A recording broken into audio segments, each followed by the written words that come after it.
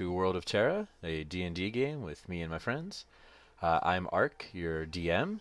I've got with me Lex playing Shae. Hello. We've got Bobby playing Grim. Hello. And Bebo, the 2D artwork, played by Matt. Hi, I'm also just so touched you said that was your friend. Also, Maggie is crying in the corner, so there's that. She was quiet for the last 2 hours, and now she has decided to come back and make noise. George can't be with us today because Endgame just came out, and he is off Avenging. So we will see him next session. Anyway, previously on D&D, the party finished up some various work that they needed to get done in Grensmont, turned in some quests, got some new quests, having come back from the evil Knoll Shrine and the Brass Temple Beyond.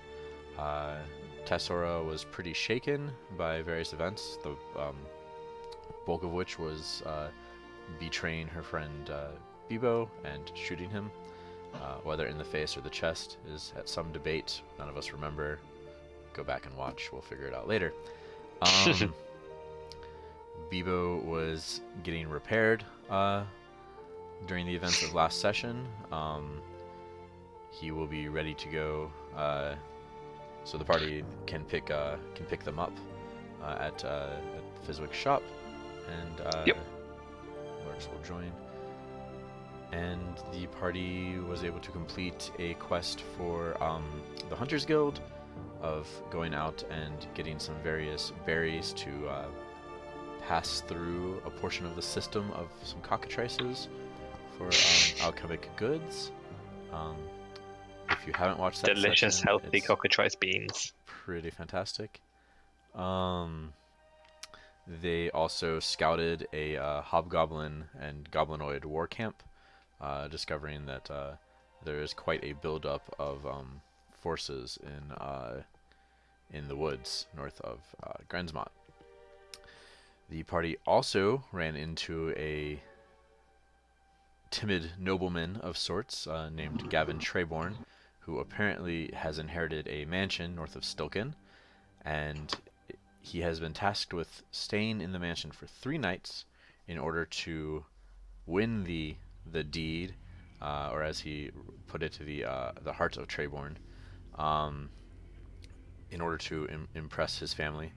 He is last in line, and no one else has been able to claim it, whether or not they got chased away by the screams in the night, or 2 of them actually ended up dead.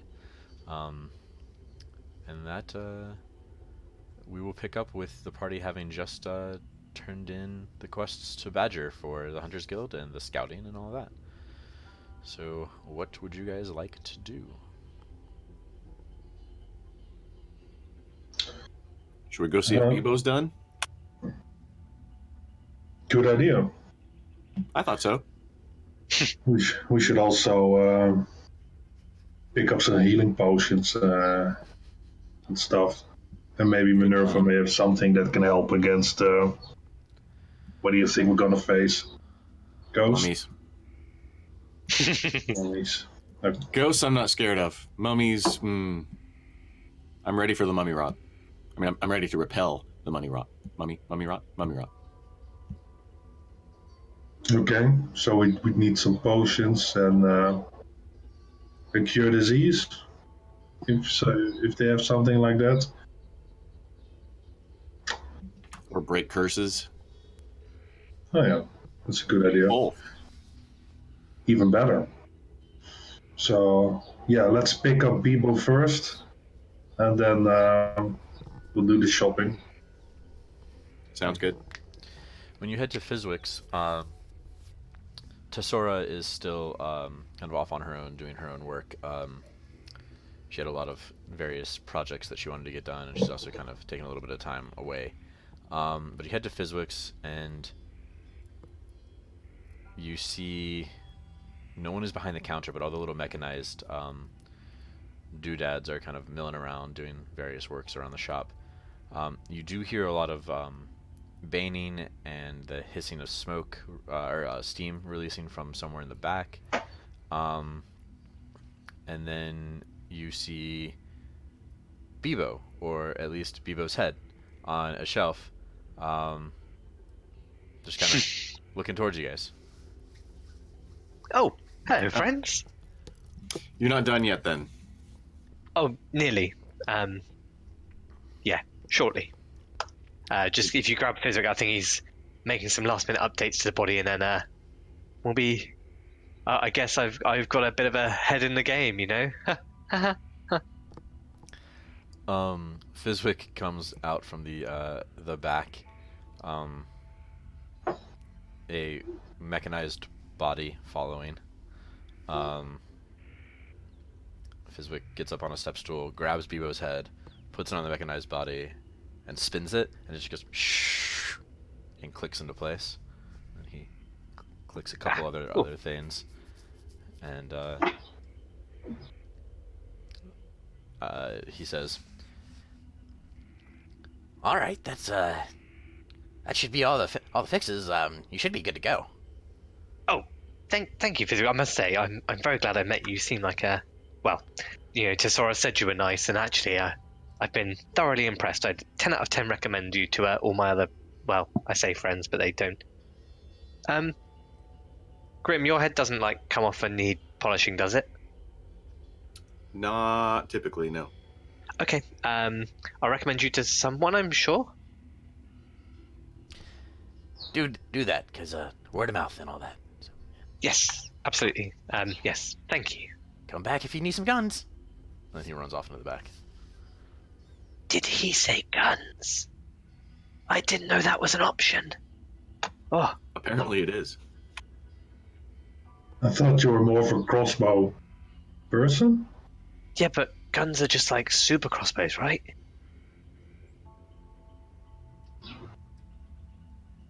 Yes. Put it. Yeah, let's just go with that. So you're all good to go now?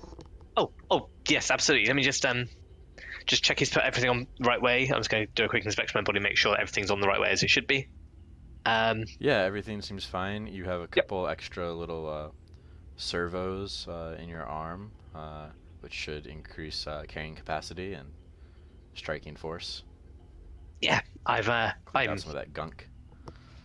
now Beefy Bebo or Beef Bow.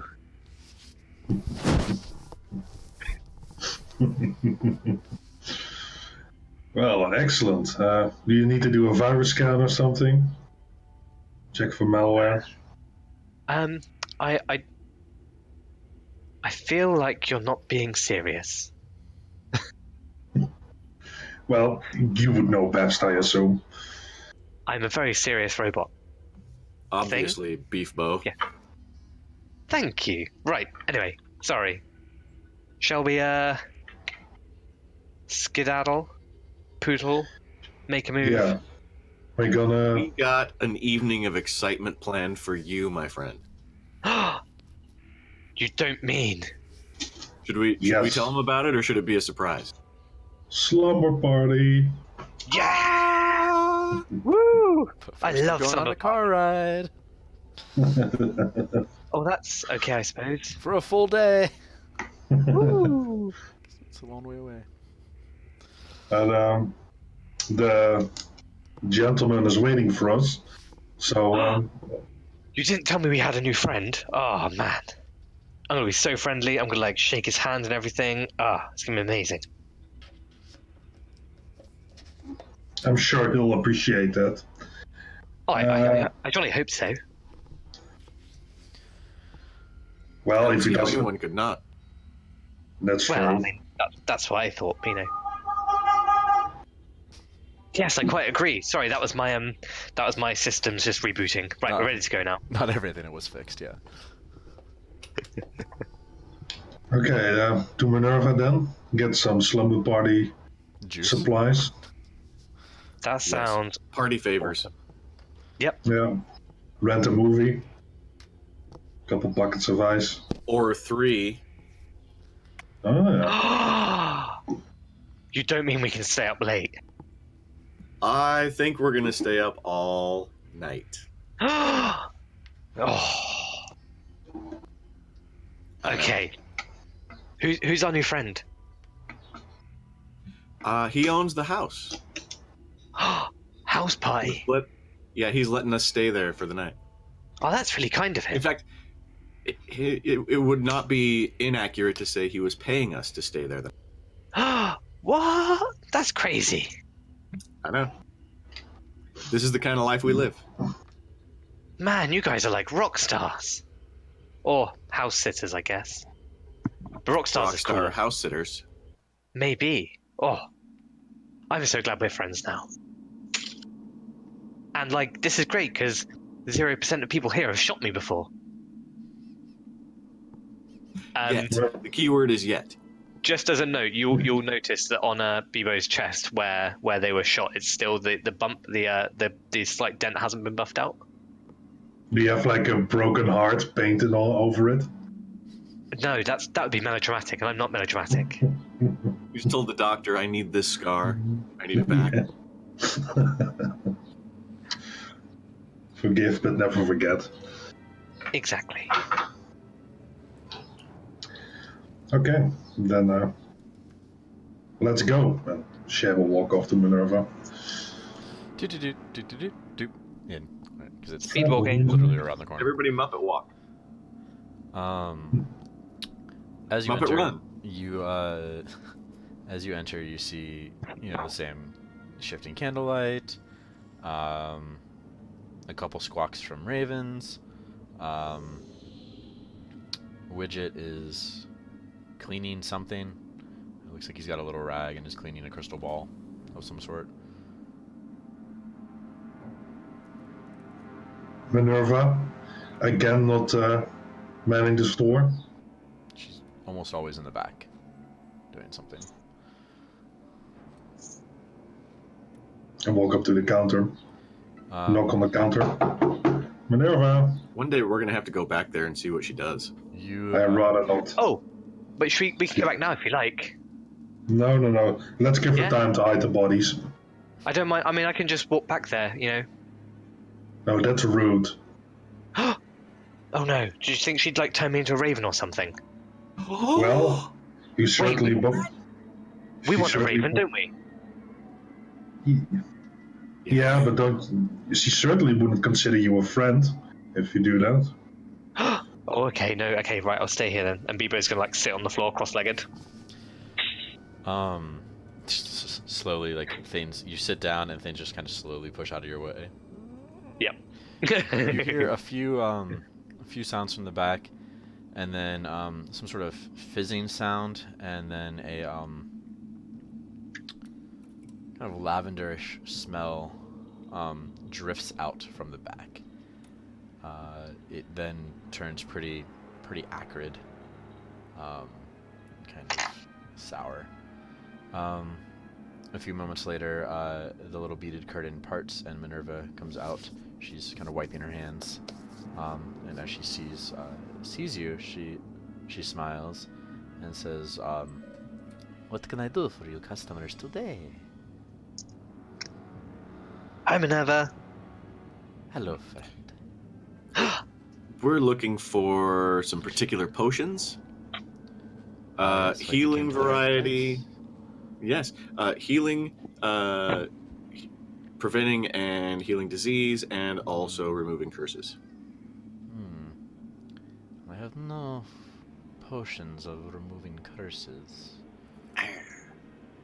That is typically magic that one must cast. Is that your familiar I can hear? No, that is a street cat outside somewhere. Oh, okay.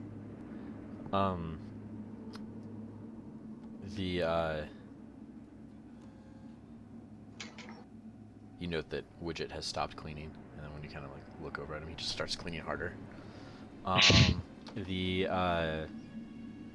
She says, "I can easily provide healing potions. I have a little bit of a surplus at the moment. However, potions that could perhaps cure diseases are a little harder to make, a little stronger in ingredients, so it might cost a bit more, and I won't have as many." Hopefully we wouldn't need as many. I still don't know if they work properly on me anyway, so Bebo's good. Well, we would only need, like, what? 2 potions to cure a disease?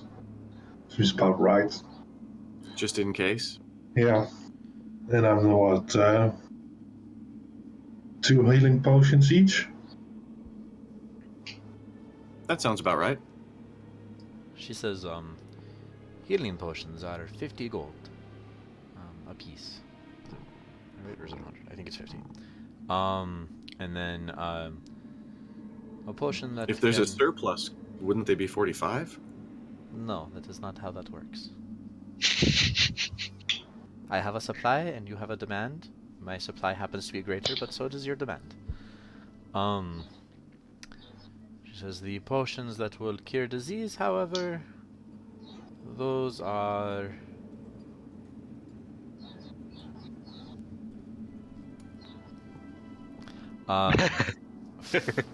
those are 500 gold apiece.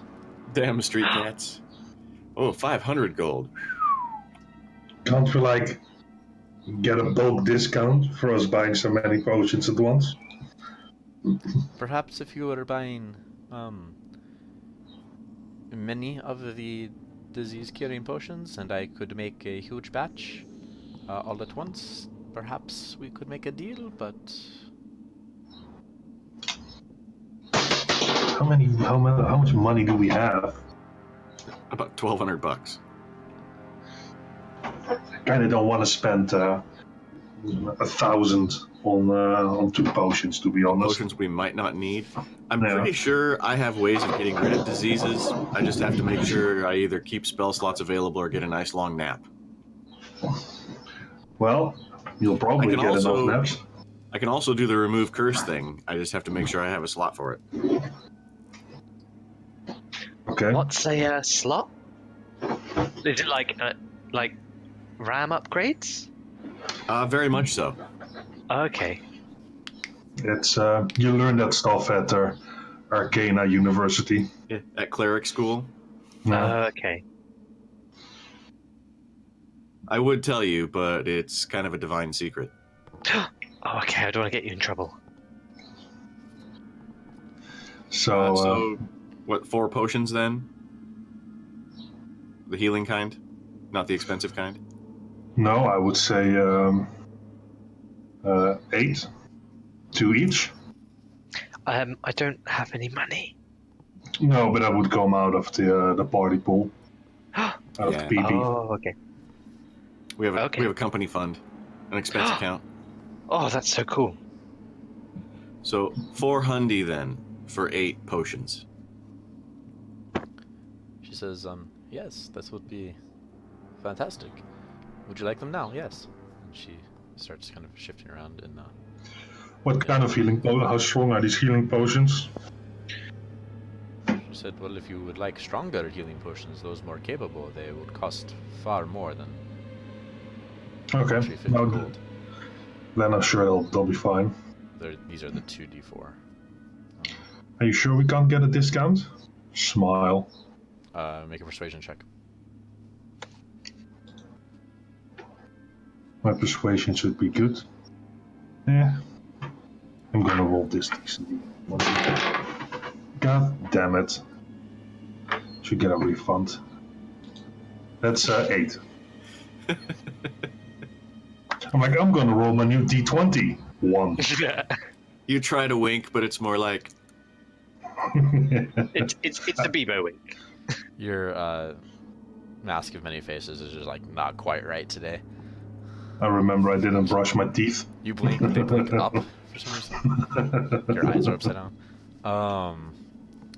She says, I'm sorry, but while I do have a surplus, 8 is quite a lot, and I need to be able to buy more ingredients to make more for the next time you come in. That's fair. Since we're such loyal customers, and a bulk discount because we're buying 8 of them. Okay.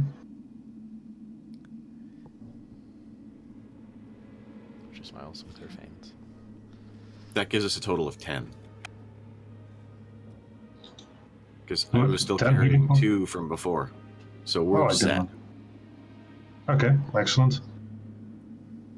Grim finds him when he drops him into his bag. He's like, "Oh, we had. Oh, never mind." You should have 3 from Badger.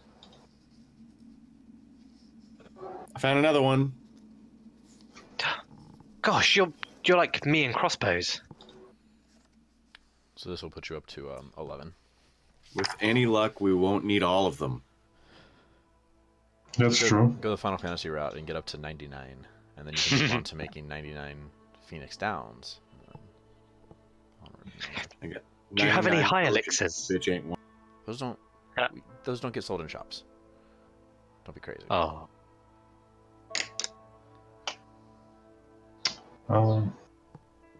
Do you have anything else that might help against something that could haunt a house? Are you looking for? A weapon against bumps in the night. Are you looking for things that will actually harm real ghosts and like really deal with them, or just like okay, kind of deal with haunting? wait, Well, did you say ghosts? You I saying thought we were like, having a slumber party. do we want it to be more specific or more all-encompassing of haunting? No, do you just want it to work, or Well, do you want? yeah, real- it's, yeah, it's, okay. it's for reals. People Not- died not in a this TV house, show. so Yes, but people die all the time. that's true. Let's see here. I look at Bebo and I go, "That's how good the parties are." That Well- sounds amazing. Magic and magic weapons would be an excellent start if you're looking to cleanse a place of undead. Those sound expensive. I do not have much in ways of divine trappings, but perhaps if there's something specific you are looking for, we can make an arrangement. Well, we haven't really fought that many undead yet, so I'm not too familiar with what could work against them, or what we're actually going to face. If it ends up being undead, I've got us covered at least for a little while. They're kind of a specialty of mine. Oh, that is good to know. If it helps, I read a book about zombies once. I'm Is sure that it'll book come in handy. magical? No, just it was a You story. still have the book to throw at a zombie? No, should I have kept it?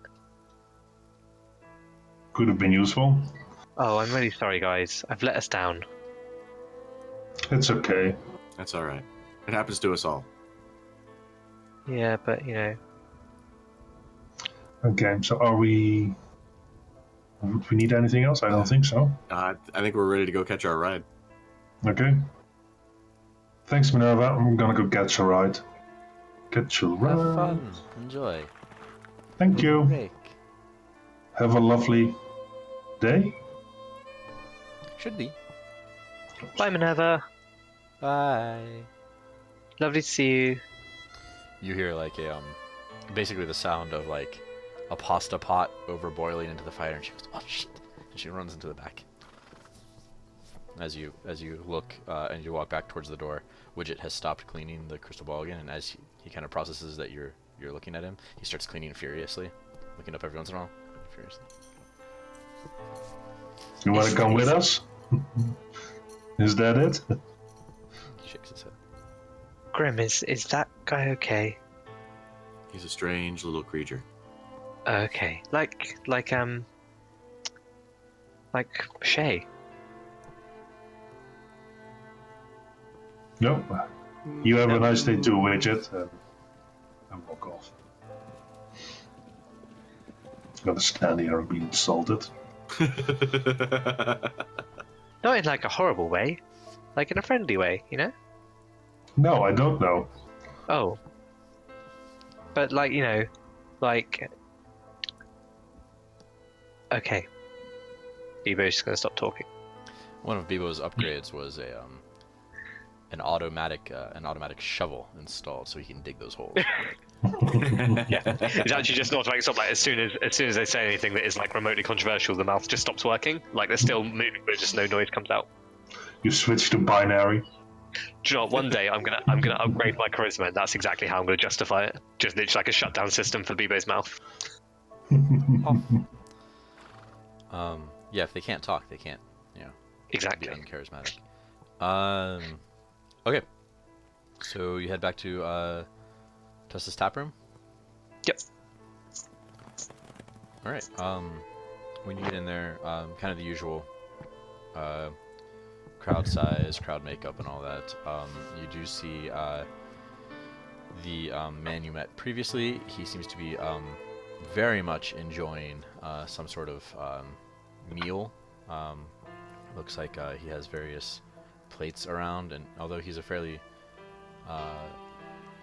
scrawny man, he seems to be very interested in eating all of them, very excitedly, like making notes to Gerald and Delilah, his maid and butler, about the various things he likes and doesn't like. Is that guy okay? I mean, That's gonna be your new friend. He's that's our host for the what's his name? party host. I'm gonna run up to him and just be like, "Oh, hi, party host, nice to meet you," and just like shake his hand as vigorously as I can. You get far. Before you kind of get to him, and as you're kind of reaching for him, the butler guy will step into your way to kind of like stop you, and the man will kind of recoil into the booth, as your little hand extends out towards his hand and like is reaching to like try to get across the table to shake him, so a little bit of a kerfuffle, and then they see the two of you and are kind of like, Gerald goes, "Is he with you?" Hi. He is Gavin Trayborne, right? May I present Beef Bow? Hi. our Hi. companion.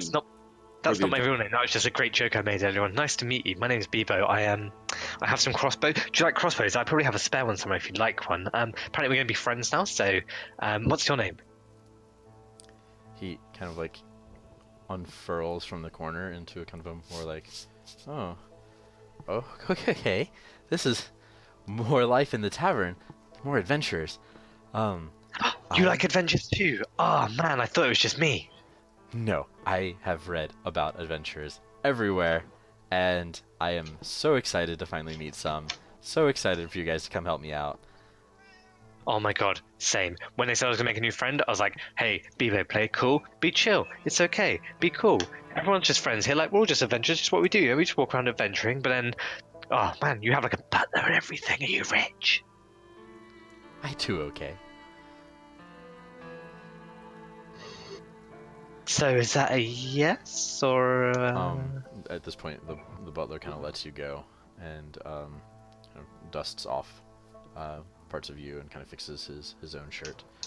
And he steps back, and Gavin says, "I come from a family of very wealthy merchants." Oh, how wealthy? Yes. Grim, Shae. I think this guy's simple. He doesn't know that yes isn't a number. It's not very friendly of you to be asking after his financial situation, Bebo. That's not Like- what friends do. If a robot could go white, Bebo just goes white. He's like, oh my god, I'm so sorry. I didn't mean to be rude. I just said, I'm just trying to make friends, and I'm really sorry. I didn't mean to be rude. And Bebo just kind of goes and sits in a booth somewhere. Will he be joining He'll be us? okay. Yes. I've never met anyone like them. Me neither, to be honest. That's He fair really to is say. one of a kind. Yeah. But you'll be able to get to know him over the next couple of days. They are marvelous. Does this mean you are ready to leave? You're ready to head to the house? Absolutely. You want to finish your meal first? No, it's fine. And he kind of pushes it along across the table a little bit, and he stands up, kind of adjusts himself, and says, "Shall we be off?" Can I look at Absolutely. what he's eating? What? Is he eating normal food? Yeah, like a bunch of like just everything from the place. Bring me a bucket. Basically. You expect that he probably just wanted to try a little bit of what the folk around town eat. Oh, I thought you meant like a bucket to take it with you.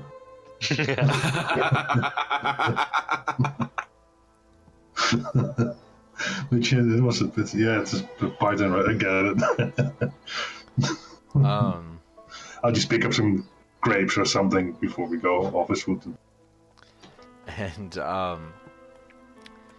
he heads towards the door and turns around and says, "Gerald, would you please get the robo person? Yes. The beef man. Yes, please. Bebo. Beef man. Oh, Bebo. The Okay. beef man. Please go Yes. get Bebo." The beefcake. And then he will kind of flourish out the door, followed by Delilah. As everyone leaves, Bebo will catch up. Okay. You exit out into the street, and Gerald kind of like signals to no one. You presume someone was somewhere watching, but you don't know. And then a cart with some horses, like a fine carriage, comes around the corner down the street and pulls up in front of the tavern. And then the chauffeur kind of nods.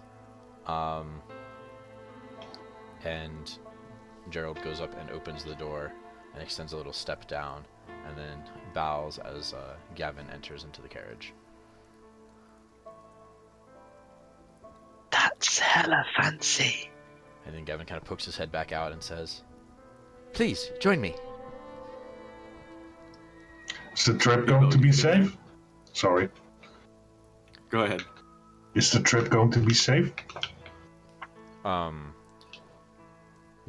The chauffeur kind of leans down and says, "Well, yes, it should be quite an easy trip." Okay. Then Bebo I'll is answer. just there. As soon as that guy said join me, Bebo is like halfway up the stairs already. The carriage like leans. Grim takes a seat inside the carriage and immediately falls asleep. It is rather plush inside. It smells good too. I'll have a seat inside as well then. It's going to be safe after all. The two of you, and then Gavin are sitting on one bench with pretty decent spacing. Then Delilah and Gerald are like crunched in the corners with Bebo in the middle. On the other So, bench. hey guys, how's it going? And Gavin says, "I am just so excited.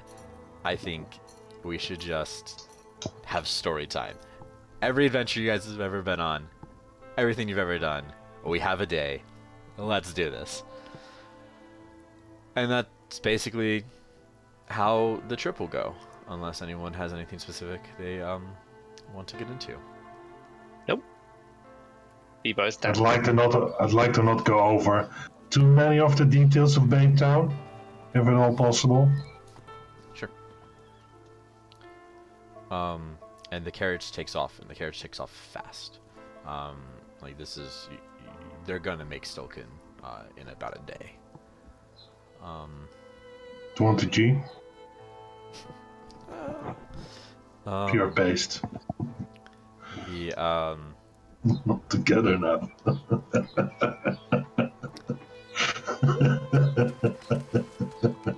I amuse myself. So the travel is basically unending questions from Gavin and like little bits and pieces of stories he's heard.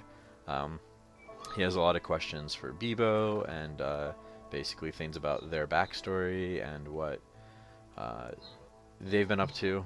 Bebo answers literally every question with about a 10-minute story that diverts at least 4 times during the story. Yeah. Does this count as a long rest? I mean, you can probably try to rest in the carriage. Yeah. Listening to Bebo is not restful. I was gonna say it's probably fairly distracting, but you can probably get some rest. Excellent. I'm not sure if we need it, but take them when you can, right?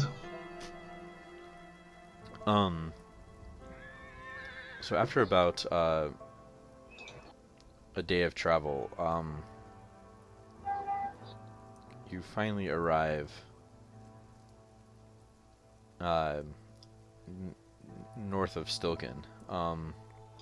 There were no real markers. There was a little bit of a road or path, but you're not close enough to the village to like see it. This isn't part of the village. The carriage kind of slows down and then eventually turns and comes up to a full stop. And as you look out the window, you see a large, dilapidated mansion sitting on what you think is some sort of cliff overlooking the inland sea. The door opens and the chauffeur helps you all down and out, and you stand looking at this old wooden house, essentially, with a tall frontage and a tower on the front left. There is kind of a round area in front of it that basically just like, carriages can pull up and drop off and then go around. And there is a fountain there, but the fountain has a kind of crumbled and broken statue, mostly overtaken by ivy and that kind of stuff. It looks like no one. Can we see what the statue is about? It looks like it's just like some sort of like maybe cherubim type motif. Okay. That's a fancy place.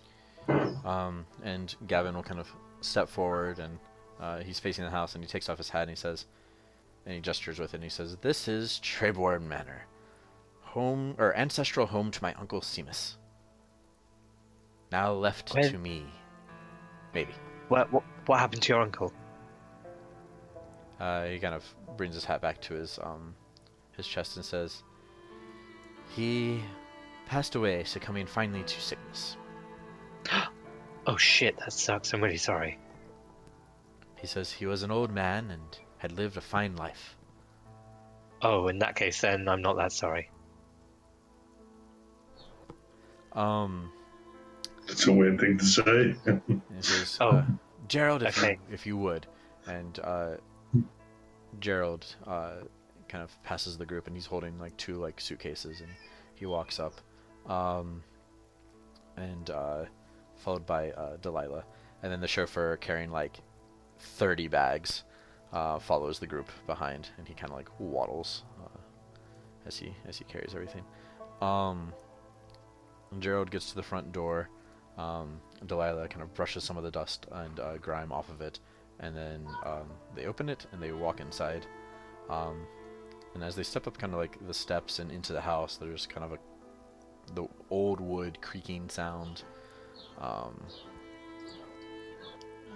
Very, very old, abandoned, haunted housey kind of stuff. This is spooky. And Did we forget to tell you it was a Halloween-themed party? Oh, okay. That makes sense. God, you guys are always best at keeping surprises.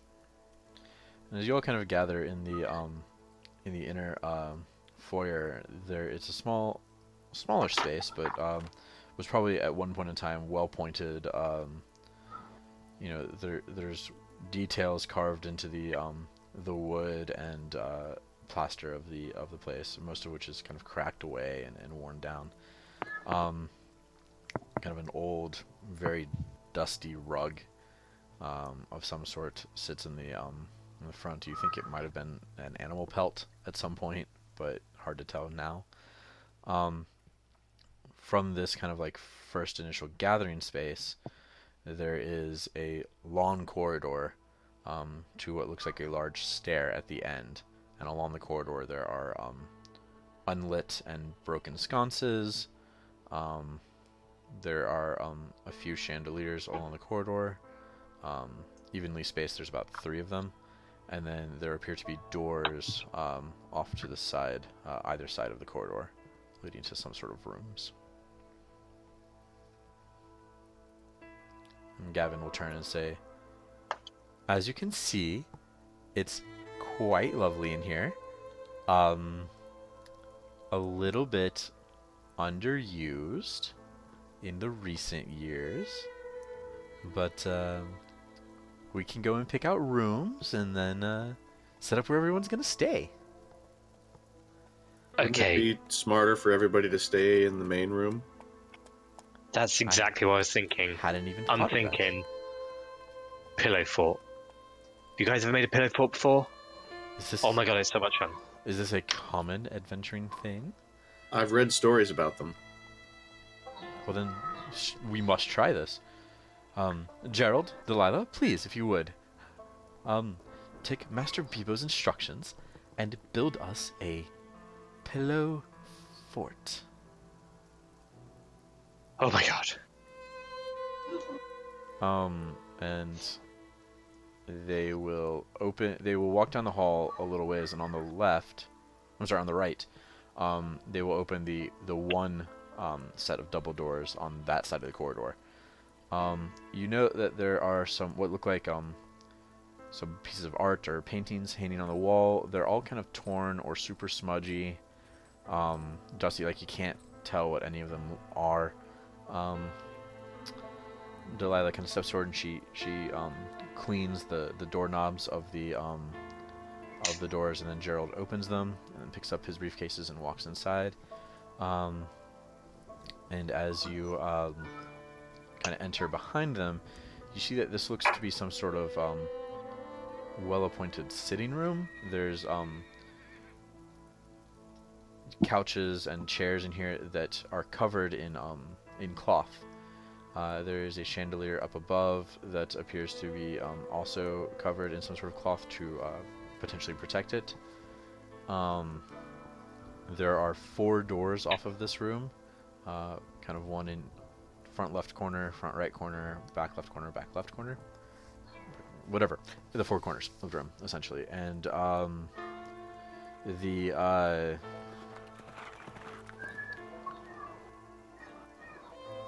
room is very, very, very dim, and at this point, Delilah will light a lantern and be holding it up so everyone can see in the room. This is like the biggest house I've been in, like, ever. And Gavin says, and there's another 2 floors, plus a basement, plus a tower. That's crazy. But I love it. Well, some said Seamus might be mad. Oh, but here's where we can make the fort. And he kind of walks over to a space and kind of points in between the couch and chairs. He says, we'll move some of this over, and we can use it as bearing walls, and then we can drape things over it. We, of course, brought clean linens. At which point in time, the chauffeur drops all the suitcases down, and 1 or 2 of them kind of like the trunks kind of pop open, and you can see that there's bedding and pillows inside and all that. And Gavin says, now, unless you are needed for the construction of this fortress, we can No, I'm happy to delegate. We can leave Delilah and Gavin Delilah and Gerald to clean this room, make it hospitable, make it ready for everyone. Should be less work than was planned, because we were going to need to clean this and 4 other rooms for everyone.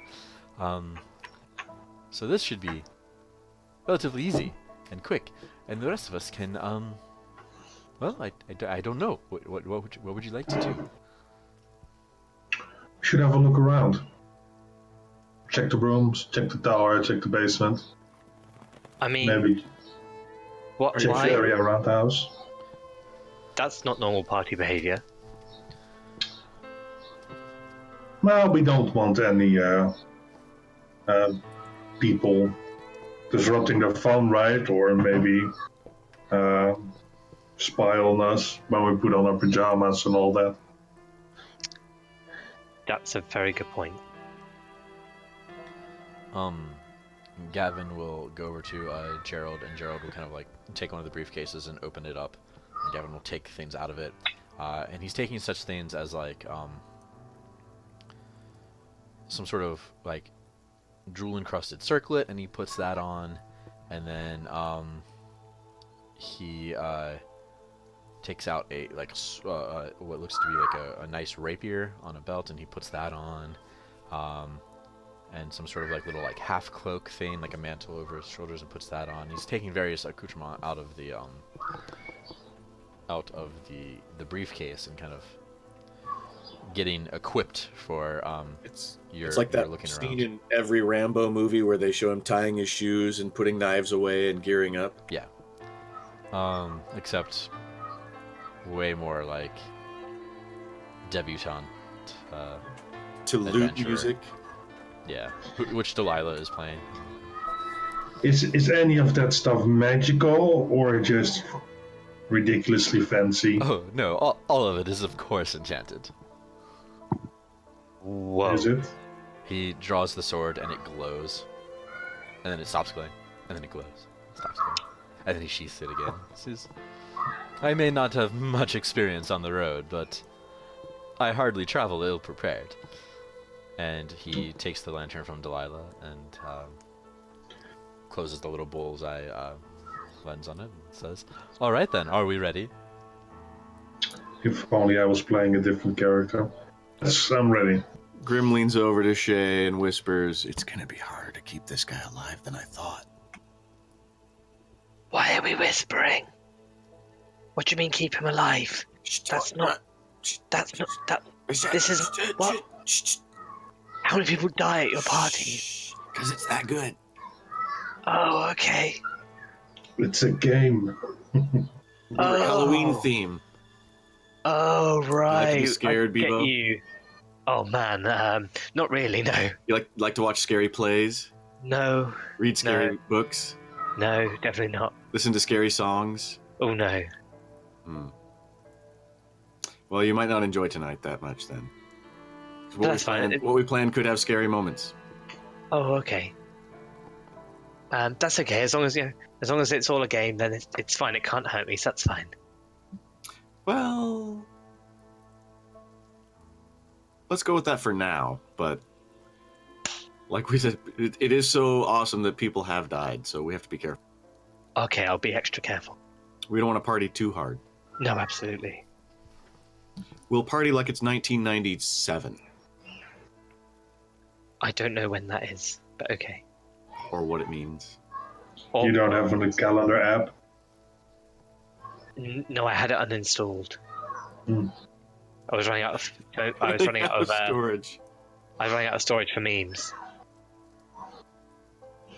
Okay. Yeah. It keeps downloading crossbow apps. Yeah, but just one where you just like pull down on the screen and it just like, and then you let go and it flicks a crossbow bolt off the screen. Like, you know, those really old ones you had, like where you had the lighter you downloaded, and you just like flicked it and then the lighter was on and everyone thought it was amazing. That's what Bebo has, but for crossbows. Well, you want to lead this tour of the estate? No, not really. I was talking to Gavin. Oh, in that case, that makes more sense. He says, "Yes. Where should we start?" I suggest we start in the basement and work our way up, and then take a tour around the house. Ah, yes, the wine cellar, an excellent place to start. And kind of trips us forward. So he walks out into the corridor, and kind of does a check both ways, and then he walks across the hall to one of the sets of double doors in the other wall, and he kind of reaches out, pulls down the handle, and kind of pushes the door in, and then lets the light illuminate. Kind of looks around, and then he steps forward. This looks to be some sort of big dining room. A large chandelier hangs over the what looks like a collapsed table. It looks like one of the legs, maybe rotted or got termited away, and collapsed kind of down to one end. There are some chairs in various states of destruction. It looks like it would seat probably around like 24 people at this table. There are cabinets along the walls and all that sort of stuff. Various other artworks that are in the same state of, being unable to read them and all that. He heads towards a door in the back right corner. Kind of not really giving you guys time to look around. He's just, by the time you're kind of looking around, he's already at the door. And reaches over, swings it open, shines the light in, and then kind of steps inside. And then as soon as he steps in, you're kind of in darkness. It's Even just the with first dark game, vision. Grim.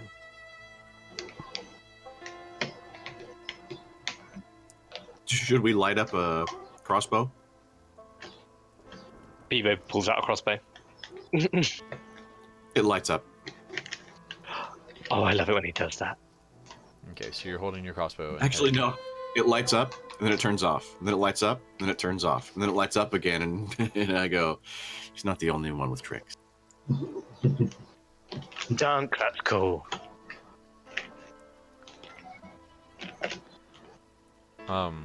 So presumably you go to catch up with him. Yep. And as you go through the door, you see this looks like some sort of kitchen, where off to the side the servants would, prepare. There is an old stove with a chimney and all of that. Many workspaces and tables,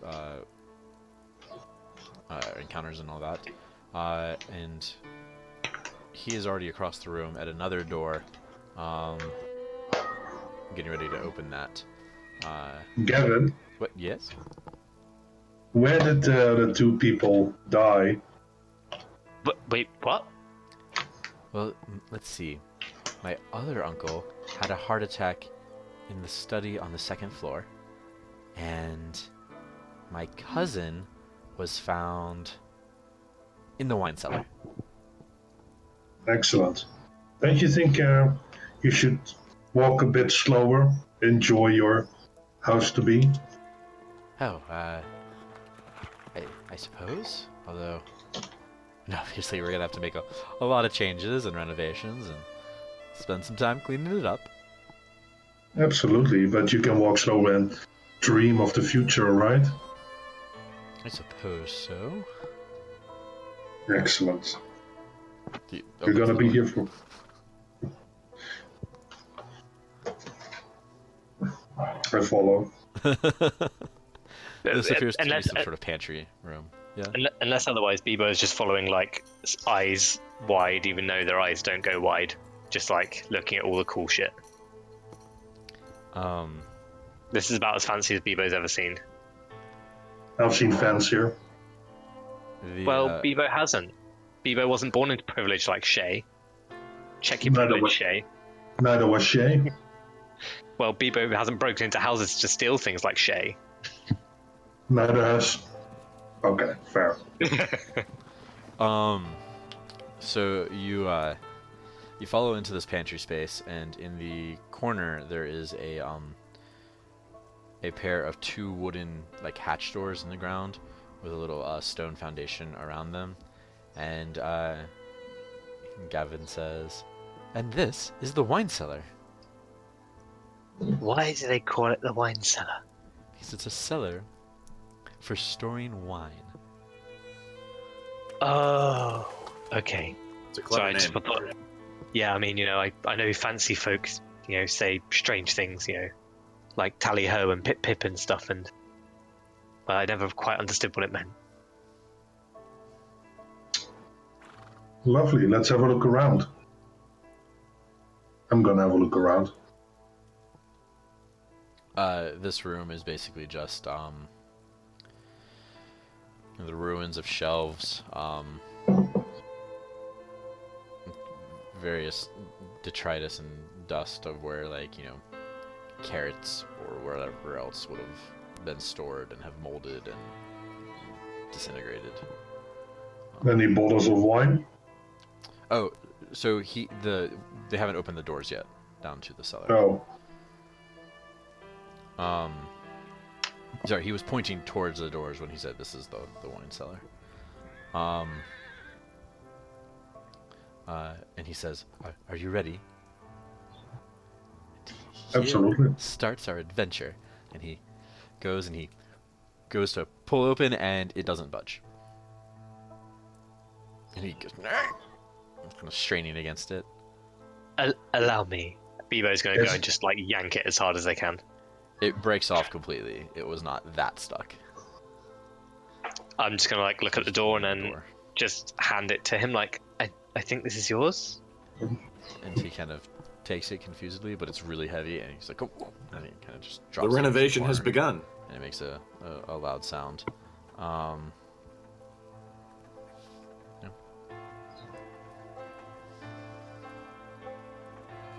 You see a That's set of dark, mildewy, dank, fairly tight stairs going down into some sort of sub-basement or basement.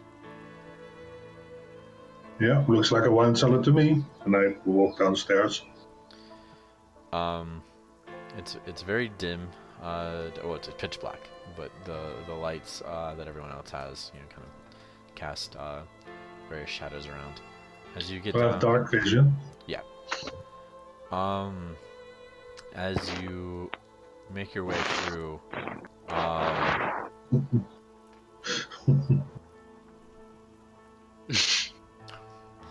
as you make your way down the stairs, they're fairly slick. That looks fun here. There's a lot of must and moisture down here. As it kind of opens up into a larger room, you see that there are broken or half destroyed racks all along the walls, and in the center there's also several large, like, what essentially look like beer keg barrels on their side, used for storing wine in larger quantities. There's algae and mold and fungus growing on, like, most surfaces in here.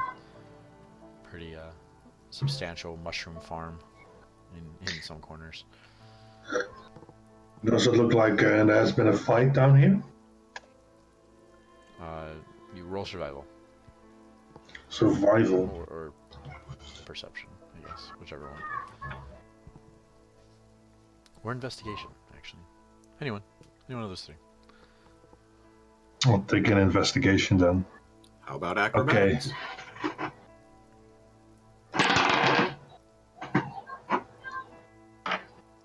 4. There are no signs that anyone has been down here at all. Like, the floor is pretty well coated in, you know, algae and fungus and, you know, what look like beds of moss or overgrowth. So there's no real sign of anything having Okay. happened. Shae, I was expecting this to be cleaner. Like, how does this guy have a butler but not a cleaner? He doesn't own the house yet. Then why are we having a party here? Also, Because- where's everyone else? Because he's going to own the house. And I'm sure other guests will show up later. Okay. So are we like the entertainment, or are we Foreshadowing. Yeah. like, are we the entertainment, or like, are we the help? A little bit of both. Yeah, depends on who you ask. I'm asking you. We're the honored we- guests. Who are Yes. also entertaining and also hired help. Okay, I didn't know parties were like this, but I guess you guys know more than I do about parties, so yeah. It's a special party. Oh, why is it special? Is it like someone's birthday or something? Something like that. That's really cool. Could I very remember well be once the exact opposite of that. I had a really cool party once. So back like when I was younger, and you know that big war that was going on, where everyone kind of like hated the robot people. So we had a party, and we were at one of Malachi's friends' house. And we had to play this game where everyone had to be really quiet, so that all the people outside didn't hear that we were there, and so that they didn't come in with their torches looking all angry. And that was a fun game. It was like sardines, but we had to like stay hidden for like a whole day and just like be super quiet so no one knew we were there. At this point, There will be games tonight too. at this point, Were you the can or the sardine? I'm sorry, that was rude of me. I apologize. there's I a little thought- bit of a clatter as Gavin kind of slips down a couple steps and then gathers himself. And You should use your shining sword of light. If you can't see down here, an adventurer is. he's carrying a lantern. What's your problem? What's your problem here? Oh, those stones are slick. I was not expecting that. Oh, so many dangers in the life of an adventurer. Do you have any boots? Anyway, Good boots? Boots. The things you put on your he feet? looks he looks down, and you see that he's actually wearing pretty nice boots. But yeah, looks like he just kind of he was listening to Bevo's story and then missed a step or something. Oh. So he kind of holds up the lantern and looks and says, "Well, this collection of bottles is probably ruined." Well, Ah. probably. I have a look around. See if the bottles are actually all ruined. There are some unbroken bottles, but they're kind of lying about here and there. So the Yoink. quality of... Okay. Pick one up, shove it in your bag. Yep. The lantern light kind of plays across the room. And he says, Nothing interesting. I mean, you can see within the edge of your vision, basically just to the other wall, it's a big stone foundation room. You do see algae and fungus and whatnot growing around, and some bits of mold here and there. Where's the chalk? What? The chalk. Chalk? Of the outline of, Oh, the of his body? uncle that died? Yeah. Chalk. Yeah, sorry. No, nothing. There's a you see over in the far corner, it does look like there's like a crack in the wall where like it kind of rubbled in a little bit and like some dirt spilled in.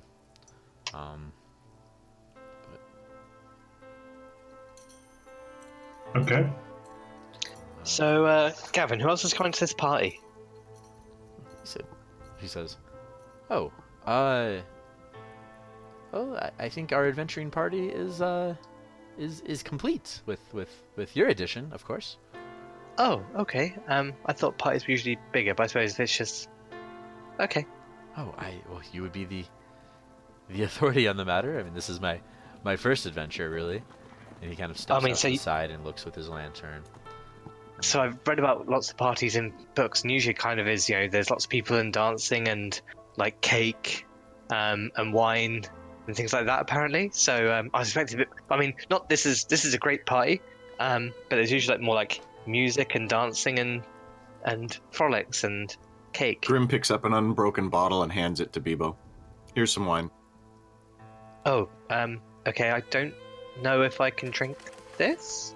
And Gavin will say, "Don't worry, we have food and drink upstairs as well." Oh, lovely. Okay. He's kind of doing the lantern across, and as he's kind of saying that, plane across, and he's looking, and the rest of you are kind of just looking around, and all of a sudden there's just this terrible, terrible scream that just like echoes through the entire this wailing, awful, high-pitched shriek. Damn it, son! You done walled up the cat with the body of your Dex wife. And it just echoes, and it kind of surprises him, and the lantern spins for a second and kind of casts like disco effect around the room. And that is where we will pause for our first break. All right, so the screaming just permeates the downstairs, this cellar. It's just okay. That's not my cat. No, I was hoping it would fit in with the screaming because my dumbass cat just won't shut up now. Mine found the sunspot out in the house. Okay, so it's just echoing through here. It feels like it's coming from inside the wall. Like it's just permeating the space, echoing weirdly through the stone. Hey, Cleo. And all that. So That is a beautiful cat. That is a beautiful cat. That's all she's got going for her. where are my compliments? She's a pretty good hunter, but she doesn't kill shit, and she's loud all the time. You know my thoughts on Maggie, Ark, don't worry. She's the best. I mean, she is the best, as is Bobby's cat. Okay. It's my son's cat. I don't claim her. So Smart. What do you guys do? Do we recognize the I scream? cast shit myself at 3rd level. It's just this terrible release of like scream noise, but it's like not letting up. Is this one of the games, Bobby? I mean, Grim. Sorry. Yeah, you could say the games have started. Oh, cool. I thought you said no one else was coming. I pulled out my sword and said, I think the last guest has arrived. We should meet the others. Go back upstairs. Okay. As you run up the stairs to get back to the pantry and the kitchen, I'm trying to make sure that Gavin doesn't trip again. the screaming stops when you get upstairs. Marco. So that was weird. I still say we check to make sure everybody was okay.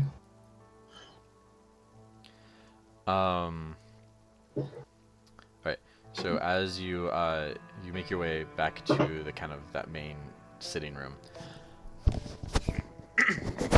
As you make your way back to that main sitting room,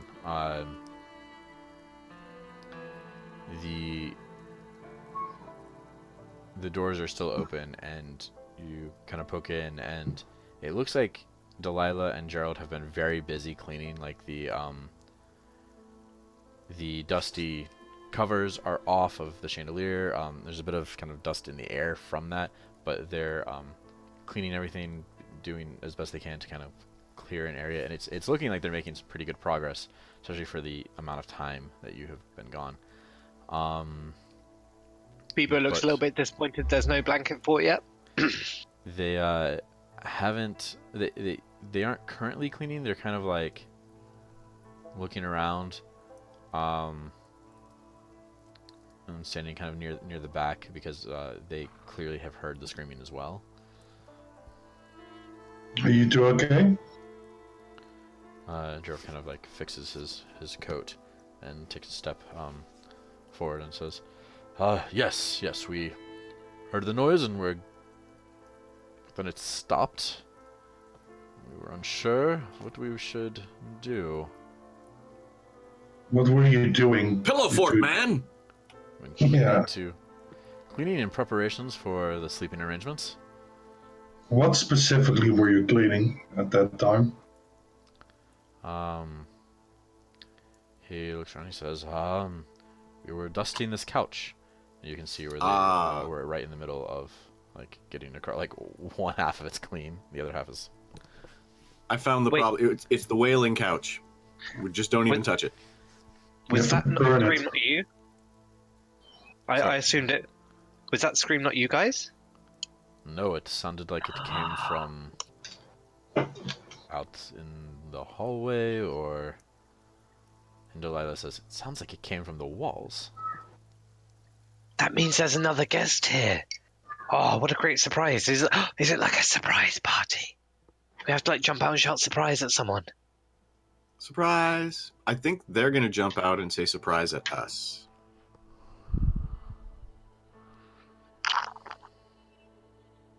Okay. That's not how surprise parties work. You know that, right, Grim? I like to think that Bebo Like- actually has an iced coffee with like a straw, and he's just Sorry. they're just sitting through it. So every once in a while, like there's just a pause, and you just hear that like that slight. I think it's actually just like Bebo's trying to pour wine into their mouth, but it's just like trickling down like Yeah. through a couple of like gears and stuff. Bebo had a coffee maker installed as part of his. Can't do cappuccinos yet. That's level 10. Where do you insert the pads? The what? The pads, you know, the little coffee things. The filters. Oh no, you No, put you have to- like the pods. He just chews it Whatever. up, drinks water, and pees out coffee. Yeah. It's weird. Yeah, that's exactly it. Yeah. Anyway, Hands go in the shall top of we? the head spins, and then the grounds drop, and then into his little steamer. It's great. I'm gonna roll investigation, see if I can find the plot again. 15. So hold on, the You did screaming not wasn't beat us. the plot AC. Damn it! The screaming wasn't us. The screaming wasn't you. So, whose scream was it? Dun dun dun.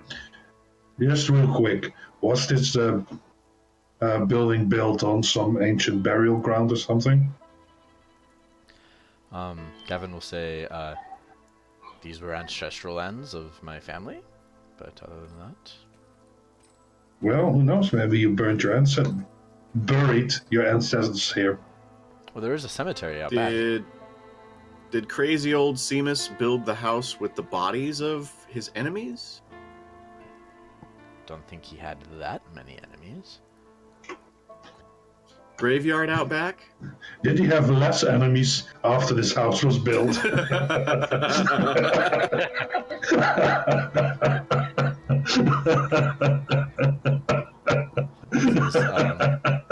Seamus, the house was in the family long before Seamus got it. I believe So- Seamus added maybe the tower onto so that he could look out over the bay. So wait, is this like 20 questions or what? I don't know this party game. This is the part of the party where Lex cracks himself up. I see. Who's Lex?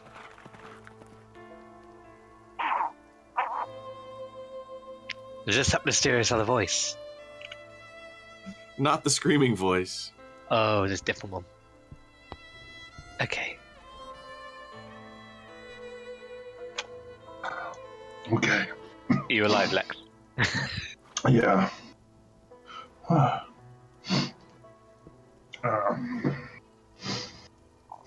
I got myself with that one.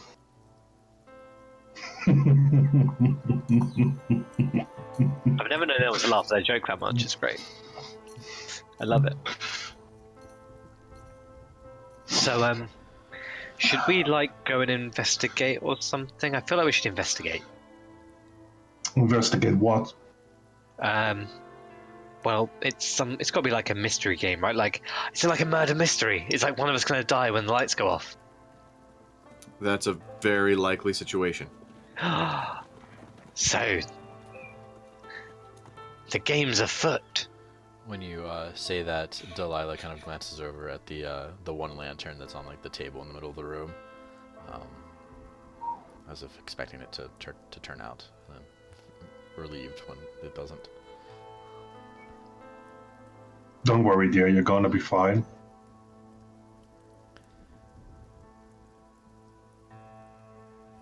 I use thaumaturgy to make the flames in the lantern flicker.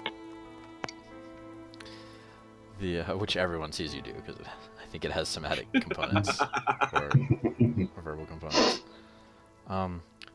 She'll say, How about when you leave this time, we will close and lock the door behind you, so that way we can separate out the spaces.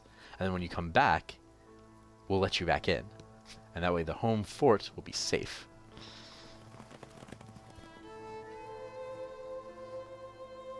I mean, I Okay. don't know. I read this mystery book once, and like the big mystery was like there was a dead body in a room and all the doors were locked. And like they were locked from the inside, but there was no one else inside. But it turned out they got down the chimney and or something. I can't remember what it was actually. Maybe it was the chimney one. I can't remember. Is that the block of light? No. Okay. Sounds like an awful Christmas. Okay, well, we'll continue to search. Let's make it a rule right now that no one goes anywhere alone. All right? Buddy up. That makes sense. I want to buddy with that guy, and I'm going to point at Gavin. He seems cool. Works for me. Excellent. A search partner. And then All right, team. he says, Let's okay, split where up. next? Question. What are we searching for? Just for general clues. Yeah, the About- party crasher, the mystery murderer. Okay. Just before someone gets murdered, and Bebo does like the finger quotes. Gotcha. Yes. Exactly. I must say, it's really realistic. I'm really enjoying it.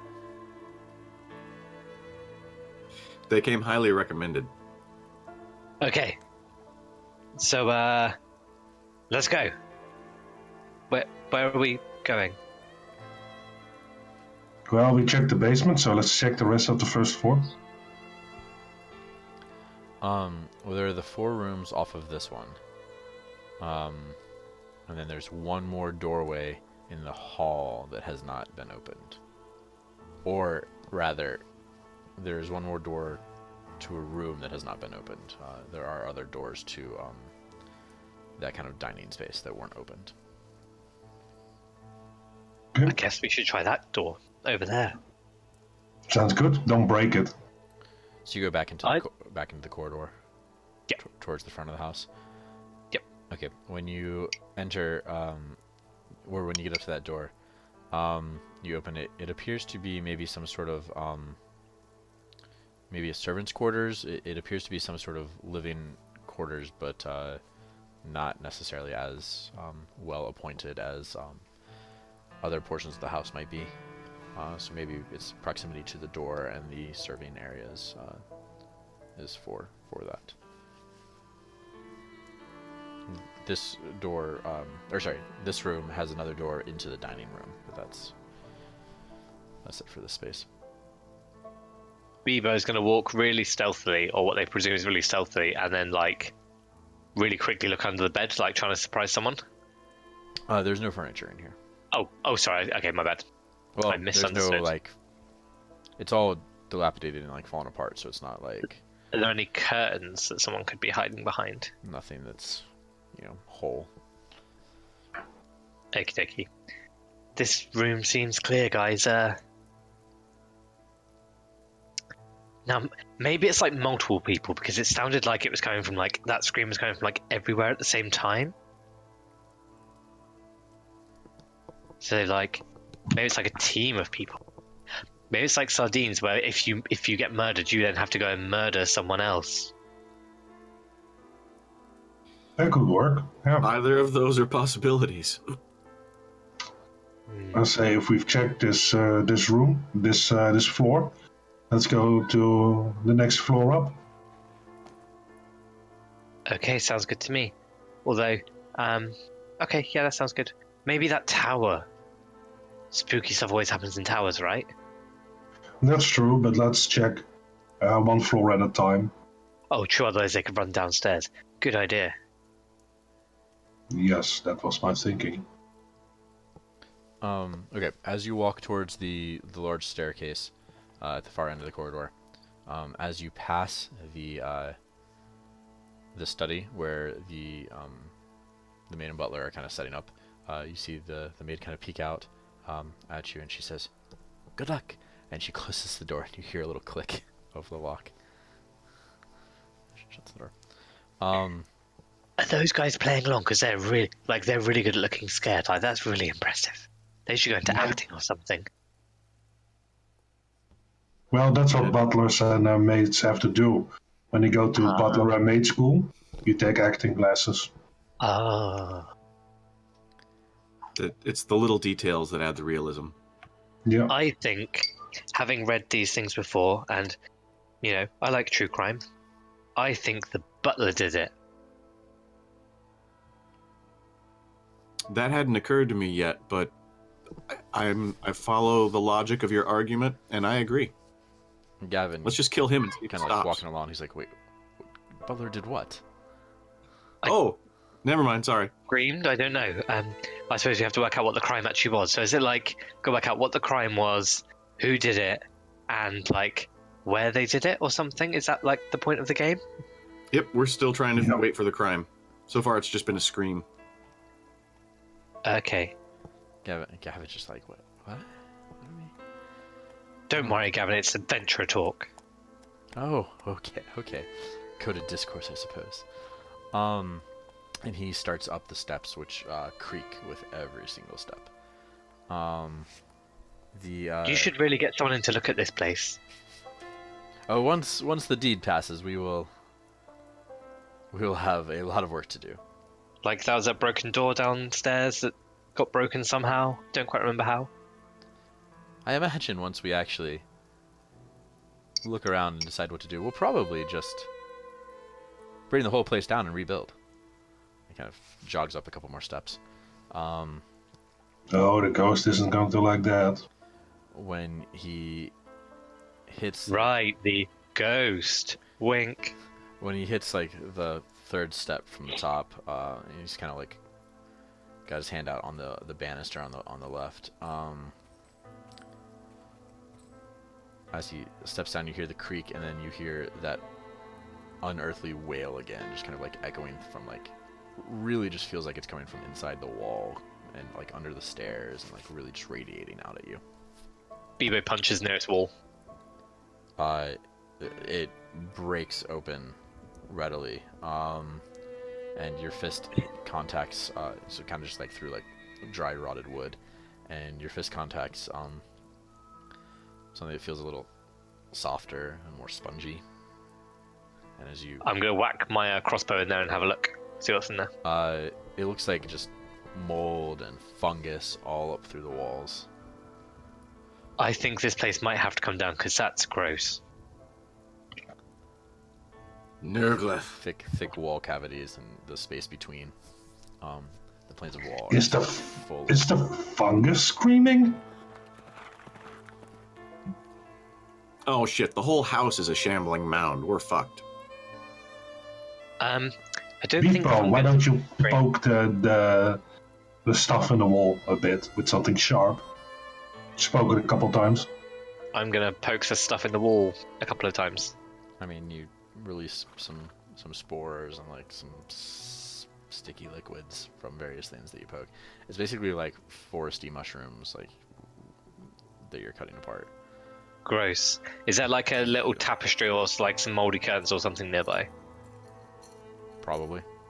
Again, thinking they are far more stealthy than they actually are, Bebo's gonna just like side over, side eye, just like wipe their hands on it, so to get the slimy stuff off. Your hands come off dirtier, but maybe drier. A lot of it just kind of crumbles away. You okay, Gavin? He's got his hands in his ears. Like, yes, but this is terrible. No wonder no one can stay here. Is this what ghosts are like? Yes, this is quite normal for haunted houses. Don't worry, this is still very basic stuff. I should have prepared Nope. silence. You should, Nope. yeah. Just Grim, Shae, just to check, are we running the haunted house? Is there like a third party running the haunted? Like, I'm a little bit confused. Who's Now, like? Bebo, this party is taking place in an actual haunted house. Huh? Oh, right. Okay. Right. Definitely haunted. Wink. For sure. And I'm realizing that. No, actually, actual haunted. Right. Haunted. Wink. Realizing that Bebo is failing in their buddy duty, they're gonna like run right up next to Gavin and just stand like right next to them. Like, I've got Excellent. you, buddy. It's cool.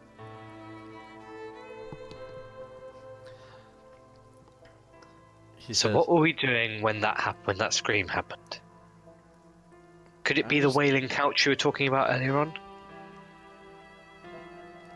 I think it's gone beyond wailing couches.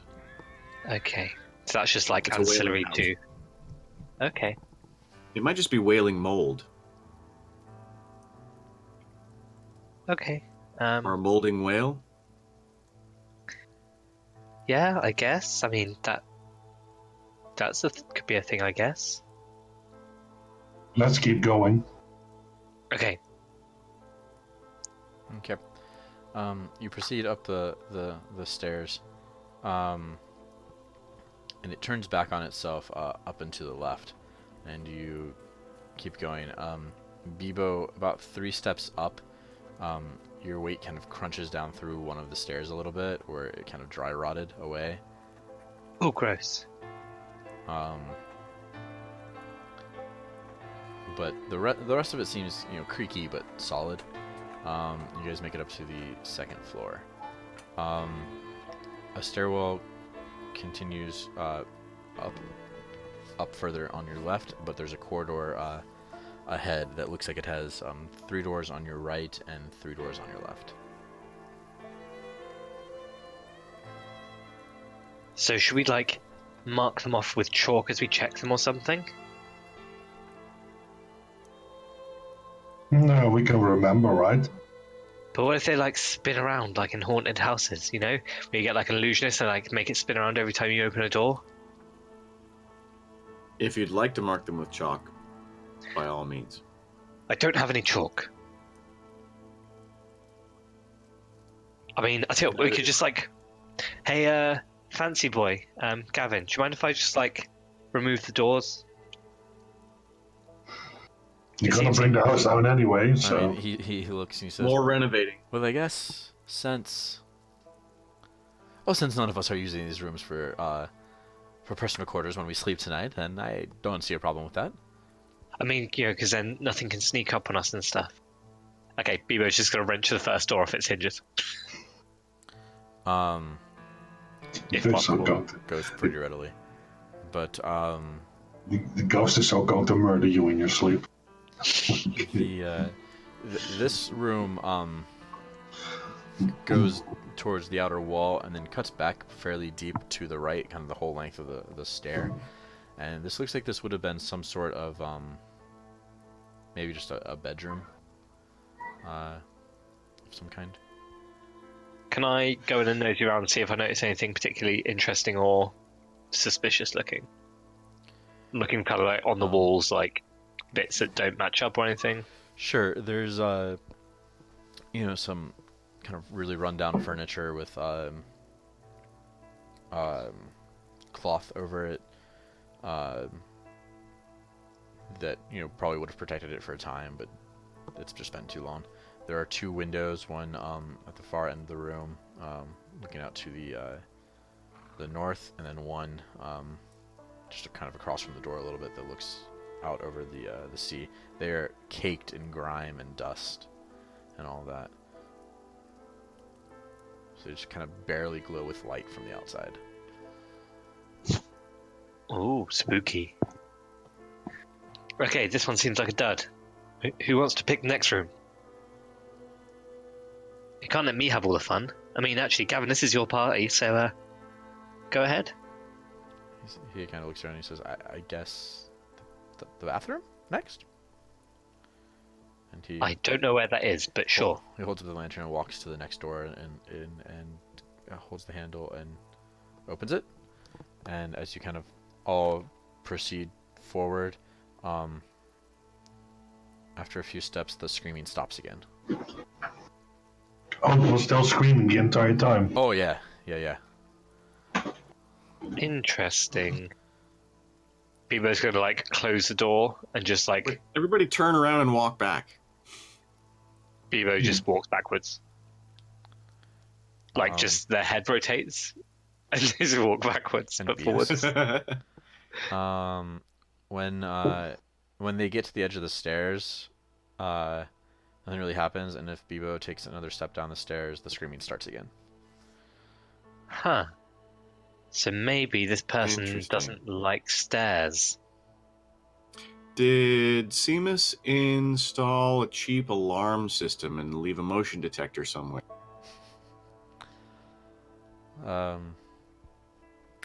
Gavin will say, well, my uncle did dabble a little bit in wizardry, so perhaps he would have had alarms somewhere, but I don't remember any of this.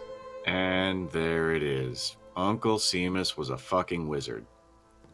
And Well, possibly a don't know what crazy kind of one at wizard he that. was, but Was he also called Harry? no. At this point, by the way, Bebo's just like stepping like 1 foot on and off the stairs to see if it makes the screaming go on and off. It doesn't, but if you take another couple steps away from the stairs and kind of just get away from the stairs, it will stop. Okay. So the stairs are haunted. Is there Did anything someone did someone like die on the stairs or something? He said, no, not that I know of. Oh, okay. Stairs are dangerous, I hear.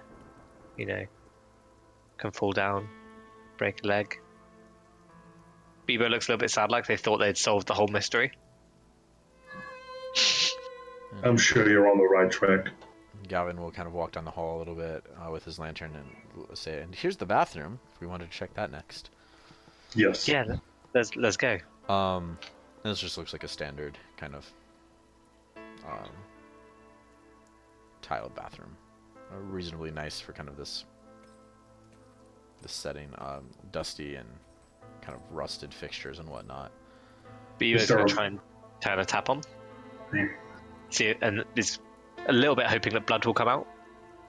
Nothing comes out. Oh. In fact, you almost break the whole thing trying to just unscrew the handle, and when you kind of go, the actual like the little tap with the valve will pop off instead of turning. I have not been good to your house. I'm very sorry. He said, I think time probably more than anything else. Oh, I didn't realize if you left a house alone for 5 years without servants that would go this quickly. And this happened in 5 years? That seems bizarre. Unnatural. Seamus died 5 years ago, and for the last 4, all of the family have been trying to stay here. That's Can not I normal.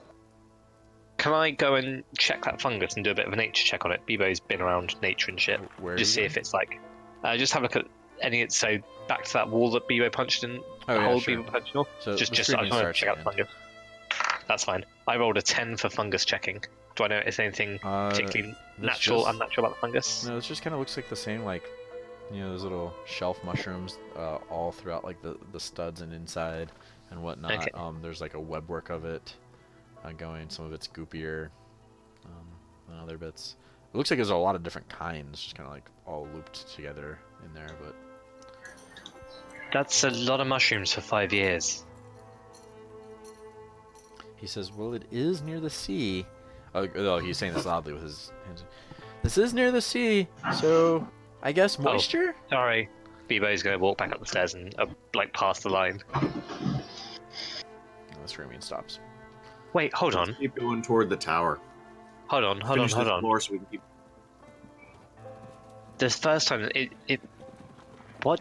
This thing must hate stairs, because the first time the screaming started, we were on the stairs down to the wine cellar. Why does this thing hate stairs so much? Maybe it's the stairs that are haunted. Did not start until you were actually in the wine cellar. I know okay, that's my bad. important, but point of clarification, it was not Okay. upstairs. Oh, okay, my bad. I misunderstood. In that case, then, this thing has problems with stairs and wine cellars. Okay, so there's another 3 rooms on this floor we should check, I think. Should we just 1, 2, 3, kick them all in at the same time, just like, you know, like an awesome adventure party. There are 4 more doors. One more. That's on fine. this, There's 4 one of more us. on this side, and then one more on the other. Everyone pick a door. Let's do it. It'll be amazing. Gavin kind of looks at Okay. you and says, "Is me as well?" Oh, Yes. yeah. You're part of the party. He kind of hesitantly walks over to a door and says, "Just kick it." On 3, yeah, like, you know, like, and As like hard you as gotta you say can. something. You gotta say something cool as you do it. You're like, sorry to drop in, or knock knock. yeah, or ho ho ho, I've got a crossbow now.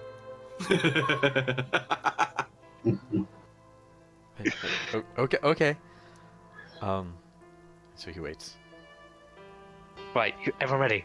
1, 2, 3, and then He Bebo. screams, I just- "I own land!" And he kicks in the door. Grim the- tries the knob.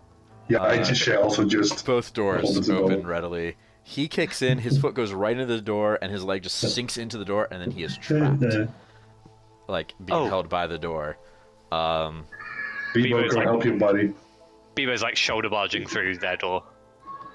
Bebo, your body is stuck. Oh shit! It's stuck- I mean, it's stuck in the oh god, system. I'm sorry. Okay, Bebo's gonna like just literally full tilt, turn around, run, and just like grab him and yank him out the door. His leg stays in. The The door is a two- mimic. give me a strength check. Okie dokie. I can do those. Oh, maybe not. That is. Oh, it's 14. I have +7 in strength now. Okay, there is a little bit of a tug away, or a tug back, right? And as you kind of pull on Gavin, he goes, "Ah, ow, pain." Oh, what kind of pain? Like splinter pain, or like something was grabbing your foot pain? And as you kind of pull him out, you see there appears to be some sort of like fungal growth around his leg, and then as you kind of pull him free, it like snaps off and like goes back into the room. Did you guys see that weird? Bebo's gonna like punch through the door and pull back and try and observe that phenomenon again. All right.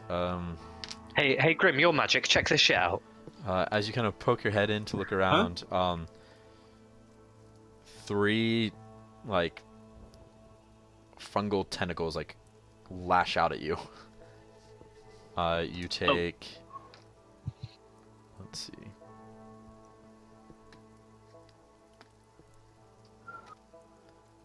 You take 16 shit. necrotic damage as you you can just get latched on. Okay, can I pull my head out? Yeah, they don't hold you. Okay, They right. just, like swat at you. Ow. I think I found the bad guys, and they appear to have a very realistic tentacle suit. Some tentacles just tried to eat my face, and it really hurt. Oh, tentacles! I didn't hear that right the first time. Sorry. Oh, that's okay. So where? Show me. Like through that door, like I punched, like I wanted to look through, like that room there. And Gavin will say, should kicking the door burn this much? And you kind of look, and his like trouser leg has been torn, and like his skin is kind of blackened and purpley with like that kind of necrotic, rotty like touch. Grim, you're up. Yeah, this doesn't look good. Wait, if I let my buddy down, it was my idea to kick the doors. Yeah, if your body loses a leg, so do you. I've betrayed the buddy system.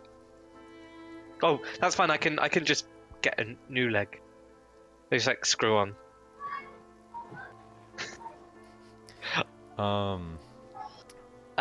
So I think there's something behind that door. So wait, hold on. Gavin, what's that? What's behind that door? What room's that? Says I think that's one of the studies. I don't. Okay. Is that the So- one where your uncle died? No? Bebo's going to knock on the door and say, okay, I'd like to guess it's the tentacle monster with the fungus in the study. Is that right? There are like 3 heavy hits against the door, and then one like tentacle like reaches out through the hole that you guys have kicked and punched through, and tries to lash at you again. It rolls very well, and you take another 5 necrotic damage. Ouch! Like, this is flashes across you. So Grim, where did we hire these actors from? Grim's freaking out after seeing the tentacle now. He just goes, "What?" Yeah. And that Gavin hurt. try to stand up and say, is there a monster in the house? I mean, it's just like a murder mystery part. Like, it's just a bunch of actors, isn't it, Grim? Shae? Did that look like actors? But Did it feel you like said- actors? But maybe they're dedicated to their craft. Overly dedicated. Wait, so you telling me this house is actually haunted? Yes. Can you save his leg? I can start healing some folks if we need to now. Gavin's like, it hurts. I really think you should try this. How about a potion? We could give him a potion. That's 50 gold, Grim. Yeah. Yeah, I only have he's probably good for the money. I can only cast a few spells. He draws his sword and kind of like lights it up and says, "Should we kill the monster?" We're gonna look after your leg first. Don't worry about it. Maybe that's what maybe it's not a murder mystery. Maybe it's like one of those like adventure books you read where like you've got to go and like they fight the monsters and like you turn to a certain page and you get eaten by a yeti. You don't know those books? Haven't read that one. Oh, I spent a lot of time hiding places, so we read a lot of books. You get problem is they're kind of like when you know like if it says page 429, that's the Yeti page. You kind of just learn to avoid it, so you get a bit boring after a while. But I'd highly recommend it. All right then. I'll kneel down and touch Gavin's leg and healing hands him for 6. Okay. That seems to take away the kind of discoloration and the kind of pitting, like acidy almost burn on his leg. Bebo, so how you we- feeling? It looked kind of dry and like withered to an extent as well. I'm feeling about 2/3 good. You want to try a potion and see if it works? Hell yeah! Here, have one. I'm going to drink a potion. These 2d4 plus 4. Yeah. Lovely. Also, do you have my max HP there? Because I don't have my max HP written down. I know we rolled it last time. I think it's 61. I have 59, but Okay. I don't. No, that makes sense because yeah, that's fine. So in that case, I'm going to drink some potion. There's a D4. Do you make a sound like glug, glug, Glug, glug? glug. So that is 9 points back.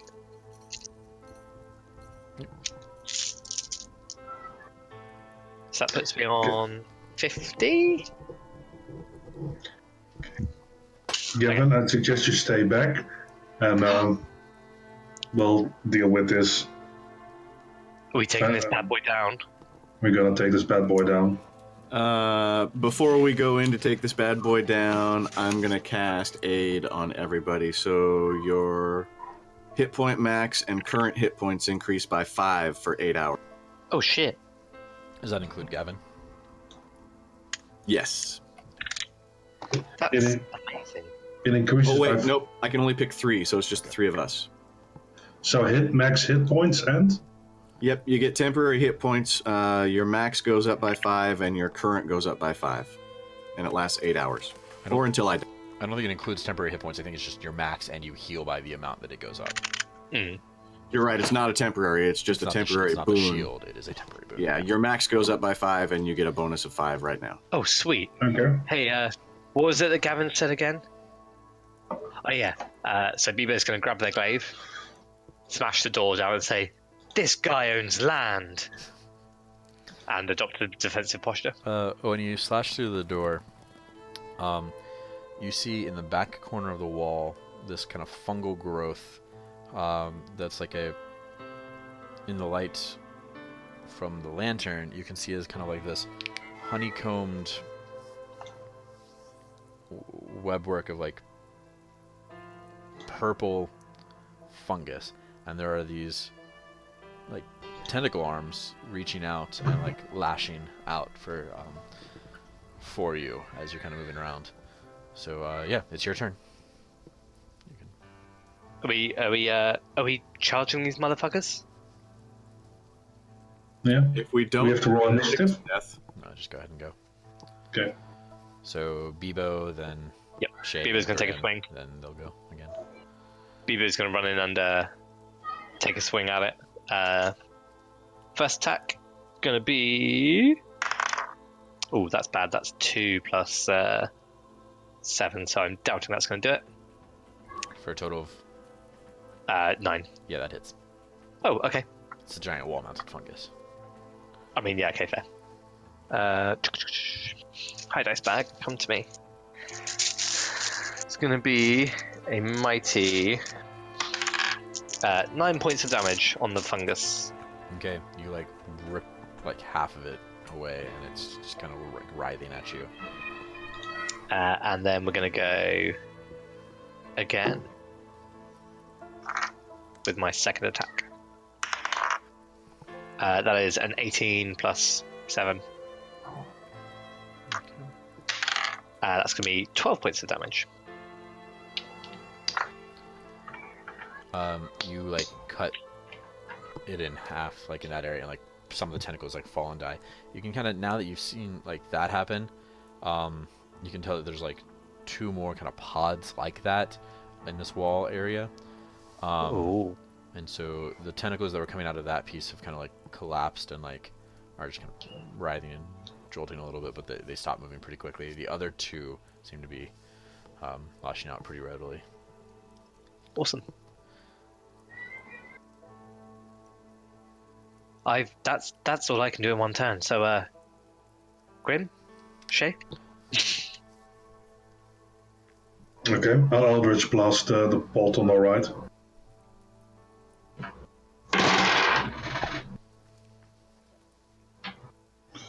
That's 18 to hit and 15 to hit. Both hit. For 27 damage. Right, more of it just kind of falls on the ground, and more tentacles kind of fall. The last few tentacles are kind of still writhing and going. Grim. I'll call down a Sacred Flame on it. Can it dex save? It does not. 4 radiant damage. Did you roll both sets of d8? No, make that 10 radiant damage. Okay. It kind of, parts of it seem to kind of wilt and die away, and the tentacles continue to flail. But that doesn't kill it. It is going to lash out. Bebo, 1 tentacle will come at you, but it'll miss. Awesome. And it kind of just flails. Gavin will kind of look in, and he'll say, "Oh, is that it? Is that it?" And then it'll be Bebo's turn. Oh, do you want to have a swing? Or, I mean, you know, I'll go your back, but they You're- die pretty easy, You're so taking up most of the space as well. So the other 2 were kind of Oh. shooting around you. in that case then, never mind, I'll go and punch it. So there's 1 pod left, yeah? Yeah. So I'm just gonna roll both attacks at the same time. Is that okay with you? Yeah. That is an 11 and an 18. Yep. And that is 8 and 12. Sorry, that's actually 9 and 13 because I'm now +4. So you cut it in half basically, and just the tentacles kind of like flop to the ground, and the parts of the fungus that are kind of not cut away kind of shrivel up on themselves a little bit, like in kind of like a dying, like withering.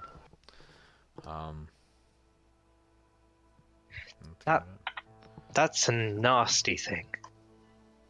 Why have you got weird, creepy tentacle monsters living in your house, Gavin? I didn't rent the space to them. Oh. I mean, if it's a rental property, it makes sense it's covered in fungus. That's pretty much my experience. Tentacle squatters. Should be nothing and no one here. Wait, including us, or...? No, you can be here. Okay, 'Cause we just have checking. I mean, it's your job to protect me. Yeah. Until I inherit the deed. Oh, so what's the party for then? To accomplish that. Weird. Usually it's like for birthdays or like, I don't know, something like that. Okay, I mean... Adventuring birthdays It's a celebration. would be quite popular back in the city. Yeah. So, Well, you know, like... So have we won? Is that it? I don't think so. I think we have to still find out what the actual crime was, like... And what was screaming? Yeah. I mean, maybe like it's part... Maybe like the house is just like a big mushroom or something? I don't think the house was built out of mushrooms. Okay, okay. I'll be honest. This is, like... I don't know how much we're paying these people to put this murder mystery on, but it's really impressive. Like, it's, like, really good. Like, the realism is great. Like, that genuinely hurts and burns my face a little bit, those, little tentacle things. They came highly recommended. Yeah, I bet. Okay, did anyone else see anything cool in their rooms? Anyone get eaten by tentacles in the other rooms? The other rooms seem to be empty. And now as you kind of look around, they're just like, okay, a bedroom or whatever else. Is there anything in the study? No, this room has been pretty much decimated, and like anything that might have been in here might have just fueled the growth of the fungus. Okay.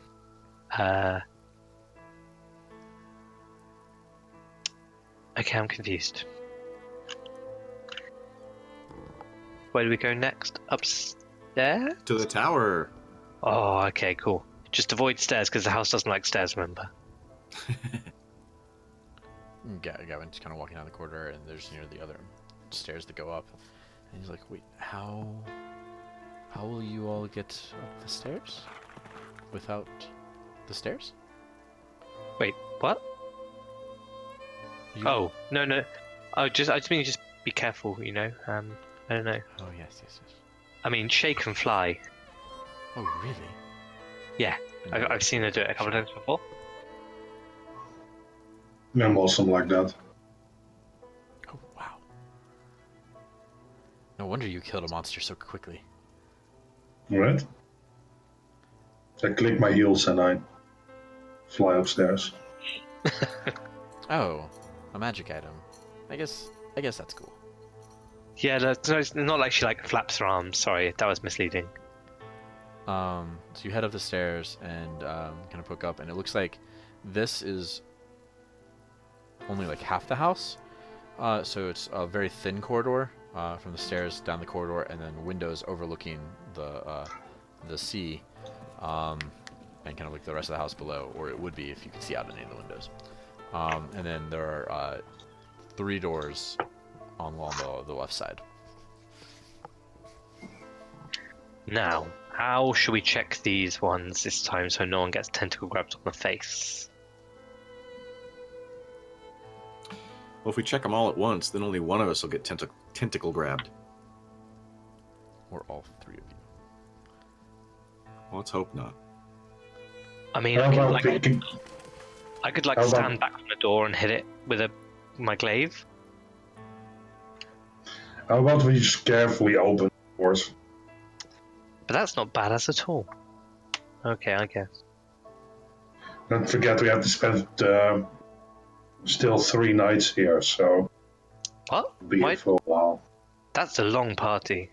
Usually It it's like is. 10 o'clock and everyone has to go home. No, not this one. Or like when the mobs are, when the mobs are gone from outside the window, you can come out again. That kind of thing usually with parties, isn't it? Would it be a violation of the rules if we just burned it down and spent 3 days on top of the pile of ash? Yes, the deed was very specific, or the contract was very specific that we must spend 3 nights inside the house as Bummer. proper tenants. So, first door? Sounds good. What's behind door number 1? You open it, and it just looks like a disheveled, but slightly better kept up, not quite as rotted and destroyed, bedroom of some sort. Can I punch a hole in the wall? I want to see how much fungus is inside the walls up here. Yeah, make an attack. 18. Yeah, you punch into the wall. This looks like it's fairly dry, and just studs. Huh. So the fungus looks like it's coming from the ground and moving upwards, or there's something up here that's keeping the fungus away. What do you reckon? Maybe both. Maybe. We'll find out as we check the other rooms, I assume. I mean, yeah, we can probably just open them now, right? Because doesn't look like there's much fungus up here. But we're just going to Yeah. open door number 2. What's behind door number 2? This looks like another bathroom, maybe? You have a lot of bathrooms, Gavin. You don't have to traipse up and down the stairs to relieve oneself in the middle of the night. Yeah, I mean, what are we, peasants? We are not. I've never really Exactly. relieved myself, so don't really know. It's not really like a thing for me. Well, Looks you're fun, missing. Yeah, you're missing out. I opened the last door. The last door appears to be a fairly small room. There is what appears to be a writing desk over in the far corner. Just really dusty with time. 2 windows that are a little less grime caked. One looks to the east, and the other looks south. And in the corner between those is a tight metal spiral staircase going up. Is that where the tower is, do you think? Gavin says, yes, the tower's on the southeast corner. Oh wait, I forget you know that because this is your house. I want to check the writing desk. See if there's anything on it or in it. And it doesn't appear that there's any sort of nothing left behind. The drawers open but not well. And you kind of look in, there doesn't seem to be anything in there. Is Okay. it anything like a raven? What? Well, it's like an old thing in a book I read once, but when is a raven like a writing desk? It's a classy joke, Doesn't seem to be anything about the Okay. Should we go upstairs? Do you guys want to go upstairs before me? It looks a little bit rickety and I've already fallen through some stairs once. Also, was there any screaming as we traversed the last set of stairs or since? No. Okay. Okay, I guess I'll go up first then. You float up and say, "Oh, the stairs are fine." No, I'm walking. I'm walking here. yeah, they seem solid. It's almost kind of like a lighthouse stair up to the beacon. When you get to the Grim will top, this tower has a window on each side. These big glass windows that kind of open up and look out.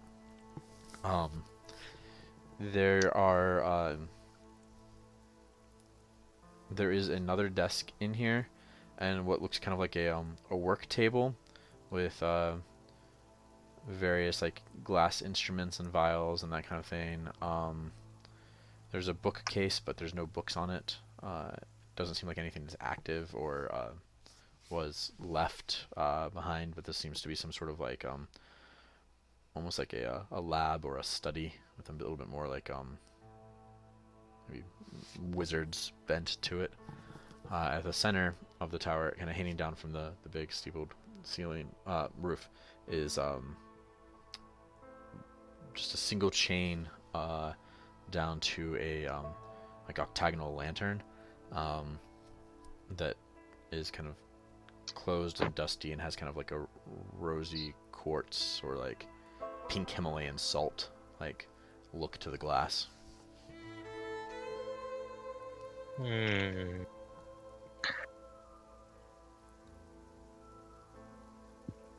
Is that like a special lamp? It kind of just looks like a lantern that's kind of oranged and greased or grimed over time, or dusty. But I mean, you can investigate it further. But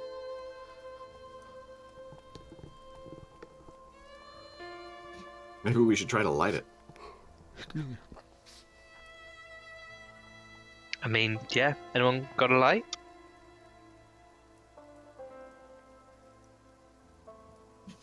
I think I've got a couple of torches, but There's you no should have- fungus up here either. you should have flint and steel and such.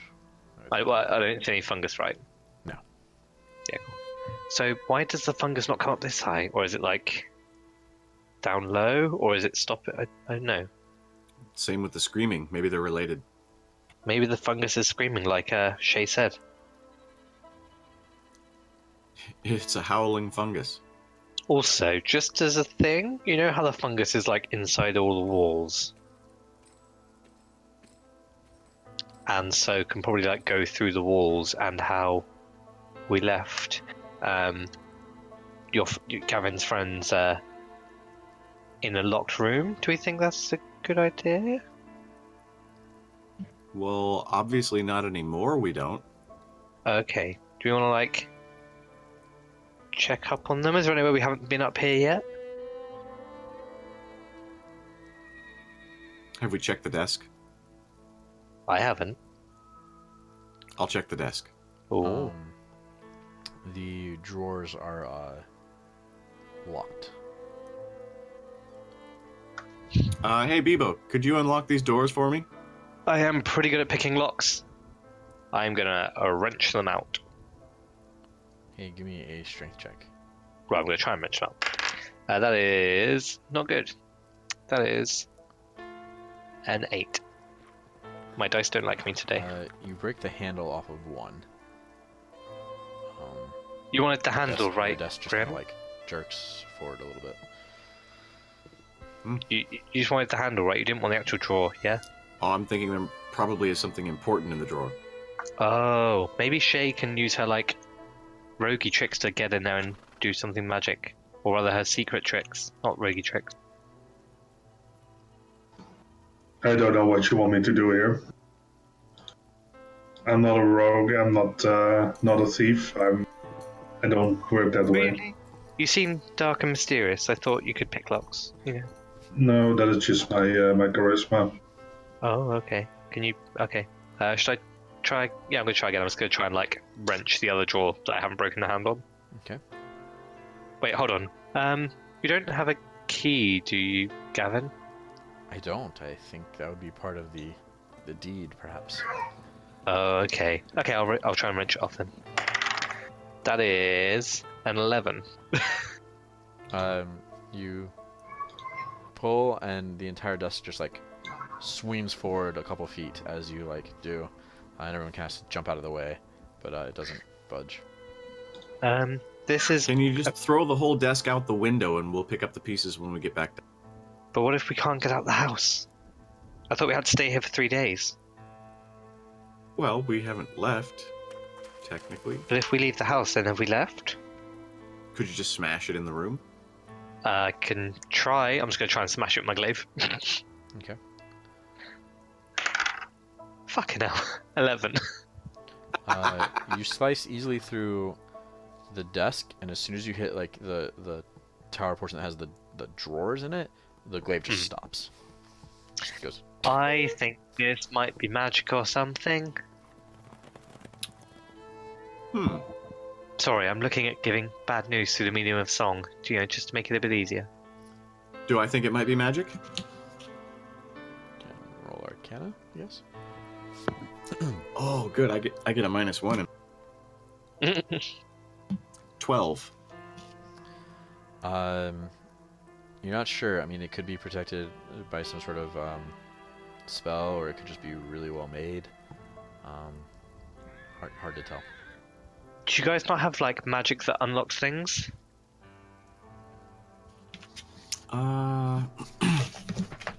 You mean like this? And I cast Dispel Magic. Nothing happens. I was thinking Damn knock, it. but I've never met a player who ever had knock. Maybe there's a key somewhere. Maybe like we have to light the lamp and then shine it on the bookcase, which then reveals like a secret lever on the bookcase, and you pull that and then it opens and there's a room and there's a chest and the chest is locked and there's a password that you can only see in like moonlight. So you have to take the chest into the moonlight, open it, there's a key inside it, you put the key in While the lock. Bebo's talking, I'm just gonna walk over and flint the lantern lit. See if I can get it lit up before he finishes describing how it's going to do. The noises And that then, you're like, making are Can you far hear worse Cleo than again? Yeah, that's far worse than the noises of like the children playing outside Lex's window or whatever. Welcome to my every 3 a.m. Okay, so you light the lantern, and immediately, the lamp lights just illuminates the entire room, and the sconces on the wall also light. And then, so if it's like the third day after Middenstein, then you have to turn it anti-clockwise twice. But if it's not, you have to turn it clockwise 3 times. And once you've done that, then there's like a special button that pops under the desk. You press that, and then it opens the drawer. Oh, Sounds Oh. good to me. did it get lighter in here? Ta-da! It's lit. Oh, okay. Okay, so light lamps. Okay, I'm gonna go and look at the bookcase and look for the secret lever. The bookcase has pretty much been picked clean. There are what look to be a couple like bookends. I'm gonna try and take them all off. Yeah, they all move. They're relatively heavy, but they all move. Maybe I have to like put them on in the right order.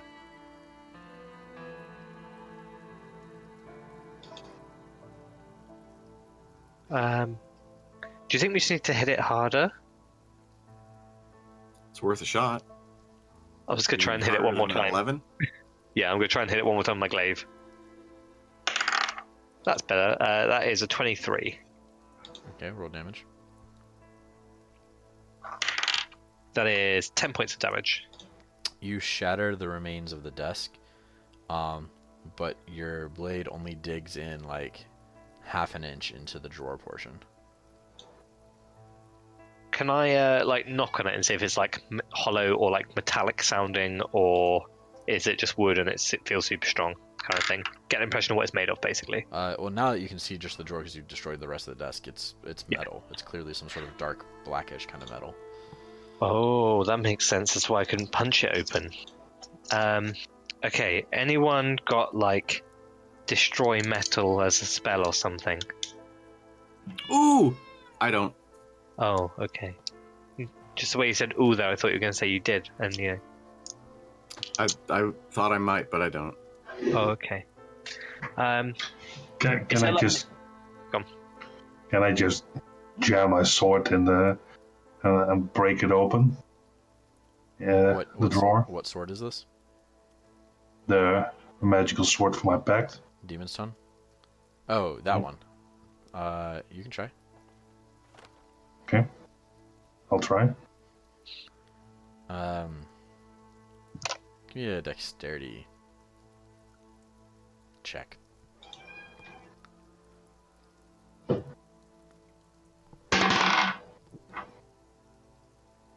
$16.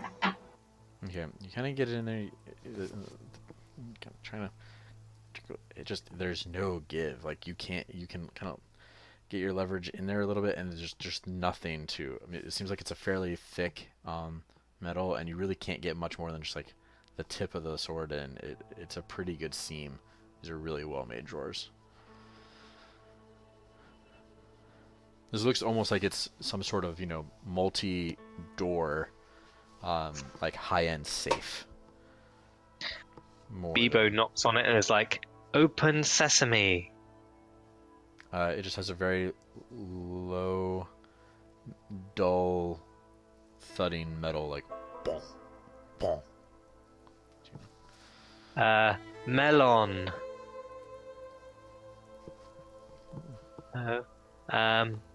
Is there like a key hole on there? There is. Okay.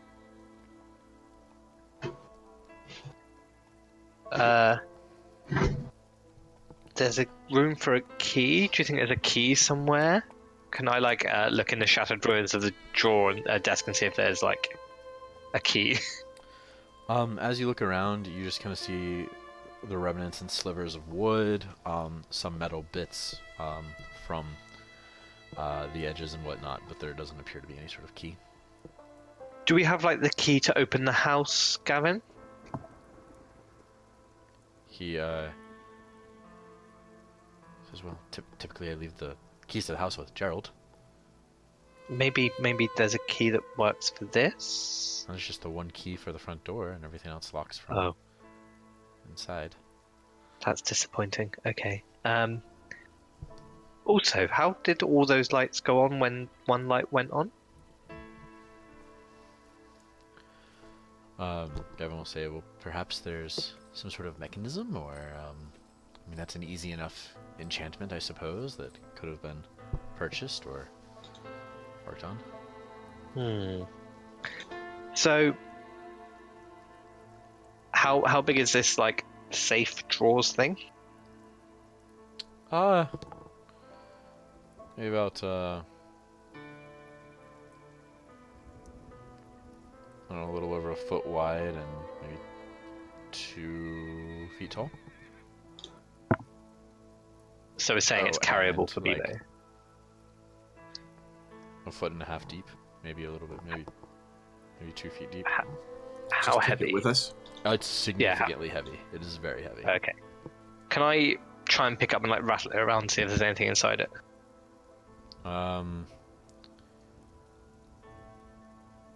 You don't really hear through it. Like you can't really hear anything through it, so you're not sure.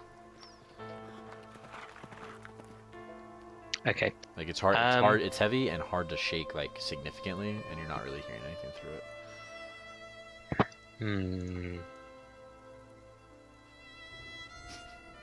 Broke the glass vial full of acid inside, so eventually just eat away at the container. Okay, so we leave it here. We go back downstairs, find out where the screaming came from, and keep our eyes open for a key. unless like this thing has something in it that's like stopping the fungus, because like the fungus is bothering me. Like that's not normal fungus, but it's like there's something good in this box. These drawers have something important. Yeah. I mean, I don't even know what we're doing here really anymore. Like, is this still a murder mystery, or is it like an escape room? I think it's evolving. Okay. They came highly recommended. I would say you keep saying it's very spooky so far. I'd probably be scared if this was like real life, but you know, it's safe, so we're cool. Okay, so is there anything else in this room apart from the now empty bookcase? Lantern, destroyed desk, empty bookcase, and then kind of the like alchemy looking table. Can I investigate the alchemy looking table? Yeah. It's mainly just glass vials and a couple apparatus, apparatus, but like there's no chemicals or anything. Okay.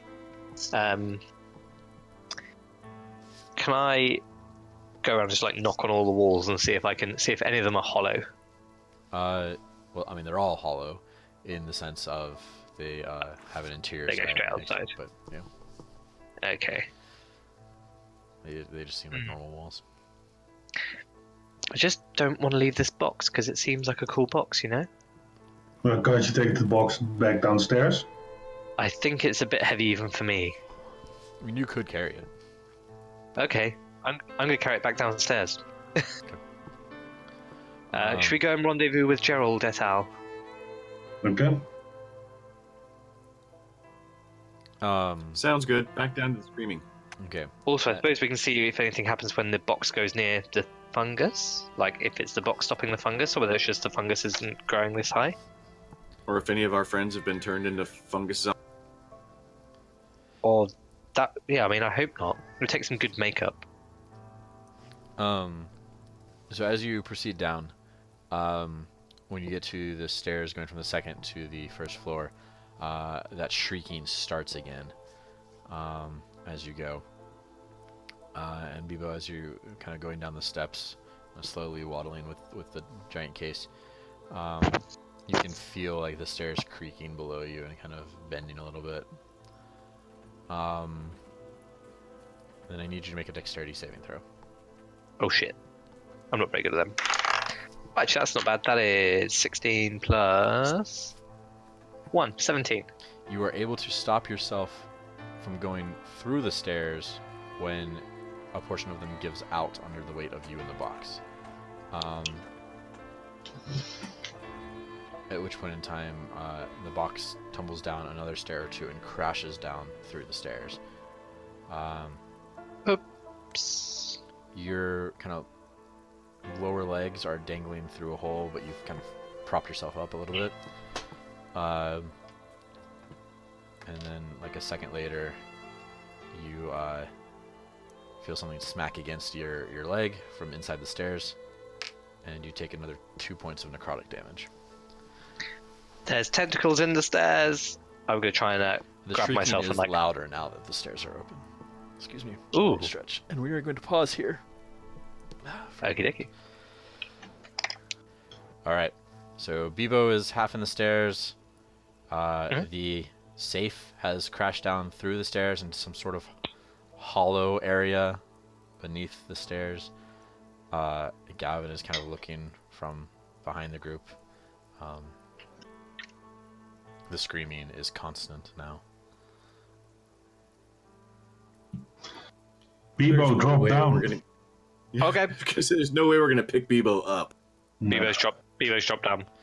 Bebo, you let go and you fall into the stairs, taking a few more boards with you.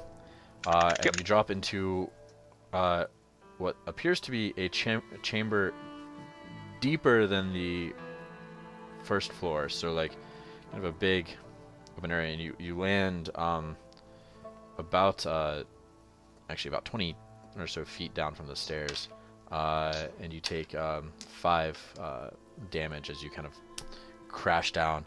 You hit onto a soft, like spongy fungal mass. You actually hit down on one of those purple mushrooms, and it just explodes, and tentacles fall down around. As you kind of look around, I don't think you have a light source, do you? Or do you have dark vision? Unless my crossbow is still lit, but I presume not. I mean, it might be still lit. You just haven't had it out, so I guess It lasts an hour. So yeah, it would still be lit. You have it. You can see as you kind of like turn. This chamber is just wall to wall fungus. Giant mushrooms are growing everywhere. Some of them look like big domed caps with like holes on them, and you can actually see like they'll puff from one hole or another, and down here it's just this cacophonous shrieking roar, and it actually kind of sounds like it's coming from those. And the big purple pods with their tentacles are kind of like latching at this, now moving thing. Some of them are searching over the safe which fell. Good news and bad news. I found where the shrieking is coming from. Bad news. I don't think it's an actor. You can barely hear Bebo. Oh, sorry. From Good where news he. and bad news. I don't think it's an actor. The Bebo, behind you, towards Yep. like the front entrance of the house, there appears to be a stone shaft going up. Ahead of you, at kind of like the center of this room, there appears to be a cylinder of like masonry stone in it. You see that has fungus growing up pretty well around it. And then in the dark, in the distance, you see this floating orb with all of these little stalks coming out of it.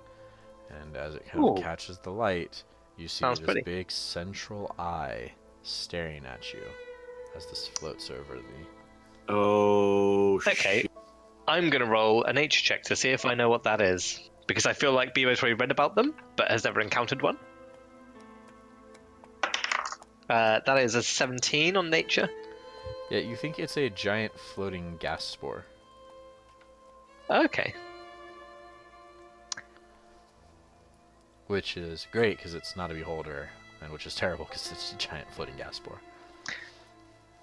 So Bebo's going to, deciding that discretion is the better part of valor, turn around and run up that stone passage. So it's like a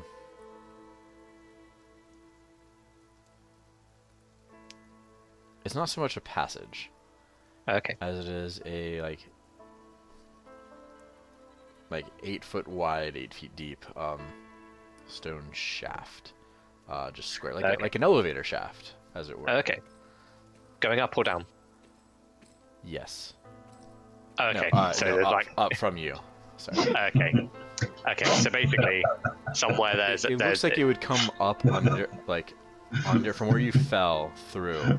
You think it would come up under like the main stair in the main corridor. Okay. So basically, I have conveniently found a hidden place where the way out of here is not currently down here. Potentially, yeah. Cool. Okay. Looking up is just underside of stuff. Are the walls around me all like stone? Are there any wooden walls or anything? No, this entire area is stone. At least the parts that you can see. Most of it is covered by some sort of fungus and mold and whatnot. That seems problematic. And if Okay. you could sense smells, it would be very musty and moldy and mildewy and acrid. Okie dokie. Hey guys, can you hear me? What? You can kind of hear him. You can kind of hear them down there yelling up. what? I think I'm stuck.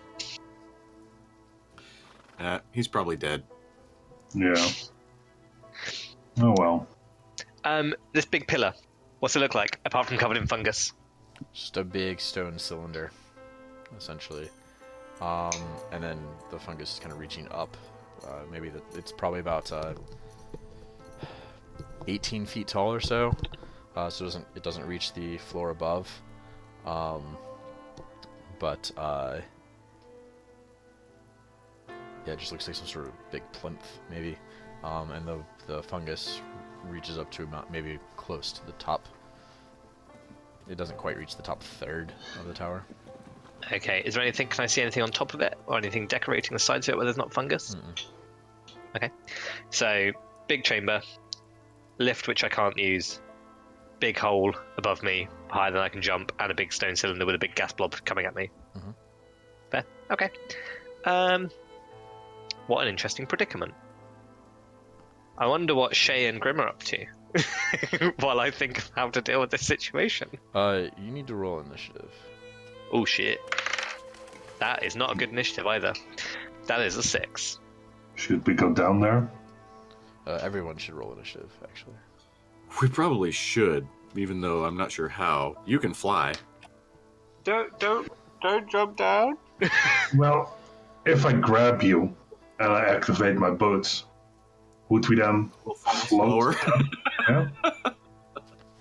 I'm in. uncertain. Initiative 19. I think that's worth a try, right? Does A anyone sort of does anyone beat a 19? I like it better than falling without you. I've got a 19. You have a higher dex bonus, I think, right? So Shae first. We're the 19-y twins. Does 19 work for you? Of course, now that I've got a higher initiative than Grim, your opinion doesn't matter anymore about the slowly falling thing. What was Bebo's? What was there? 6. Well, you did just fall through the stairs, so... Yep. Alrighty.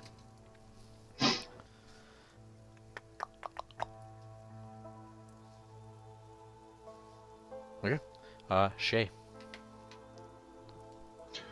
Gavin, go back to Delilah and Gerard, what's his name, and stay inside the room. We'll fix this. And I grab Grim, click my heels, and jump into the hole. Okay. And trying to slow us down as I try and fly up. Well, As you kind of just like barrel him into the Grim hole. feels and like Lois Lane on Superman. you start to go, and you start to fall slow, and then it just stops, and then you just go. So you both fall. I try to position myself above Grim. Use You me to just break the let fall. go of Grim, and then you can fly. You both take 7 as you impact the ground. Oh, that's a good point. I should have just let go of you. But I'm a team player. You hear that, people? I'm a team player. Uh-huh.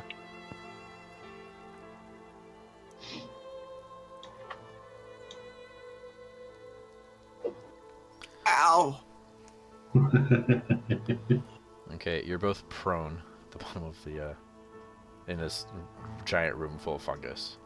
And you are quite certain that your clothes are infested with spores of things. But that's fine.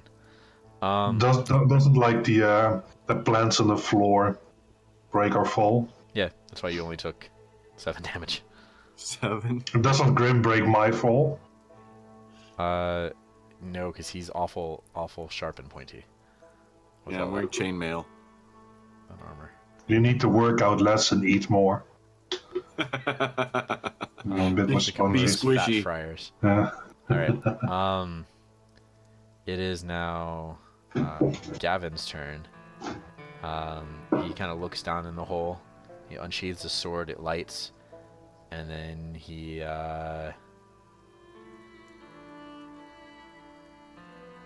Does what I told him to do. oh, I didn't hear what you told him to do. I told him to go back to Delilah and Gerard, lock himself up in the room. Oh, will he do that?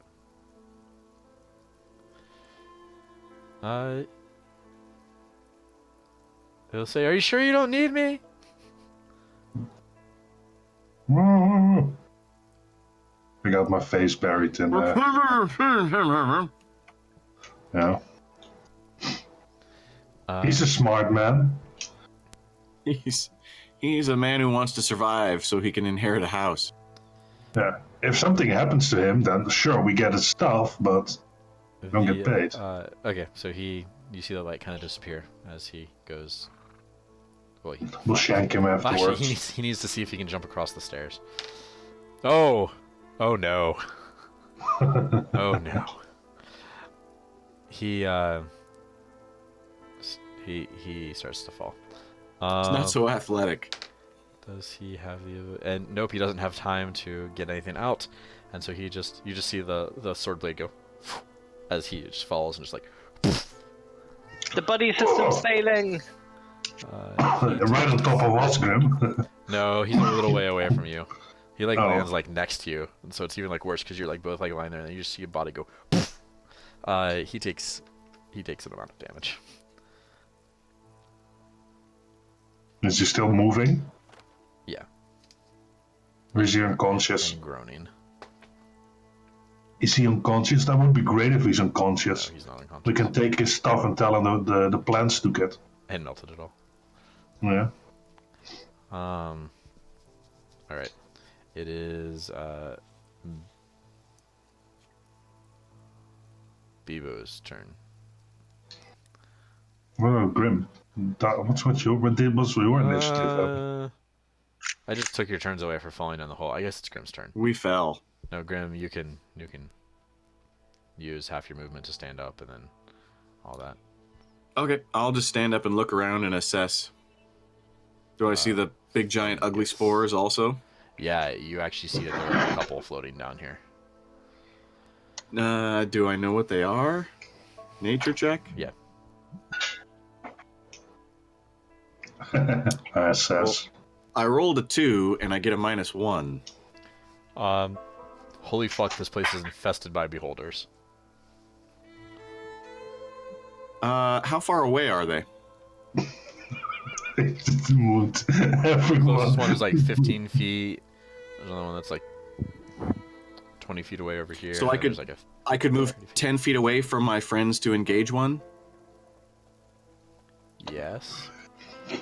Then I will walk towards one and start spouting flames and sparks.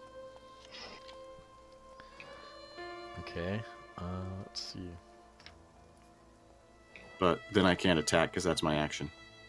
But yeah, I'm glowing brightly for 10 feet, dimly for 20, sparks tearing out of my eyes, and don't come close or it'll hurt. And how close does it hurt people?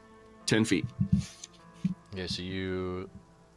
I wanted to make sure I get at least 10 feet away from my friends and then try to get up on one of these Which will be beasties. about 5 feet from them. Okay. Yeah, I'm close enough for them to hit me. You see the fires kind of like spark at it at a distance, and then all of a sudden, just go, and it like a ruptured balloon just goes.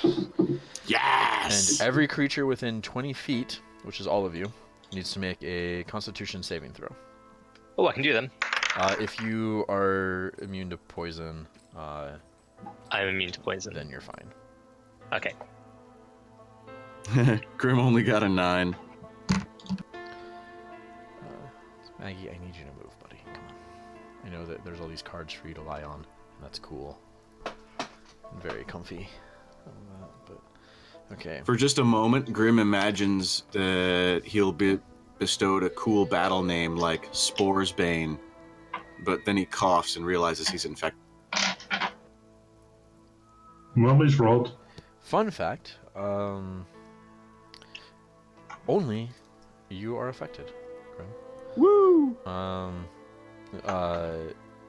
Even amidst all this radiant heat. Let's see here. You take 16 poison damage.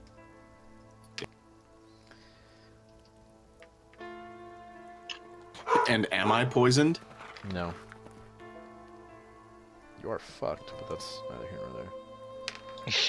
What's your Constitution score? 16. Okay. Somewhere it fades away to like this scene goes up into another corner and it shows like other things going on at the same time, and you just hear that like beep beep of the clock from 24. Doesn't matter why, but okay. One of the gas spores. Grim is done. says, "Damn it." You don't feel good. Something's wrong. All right.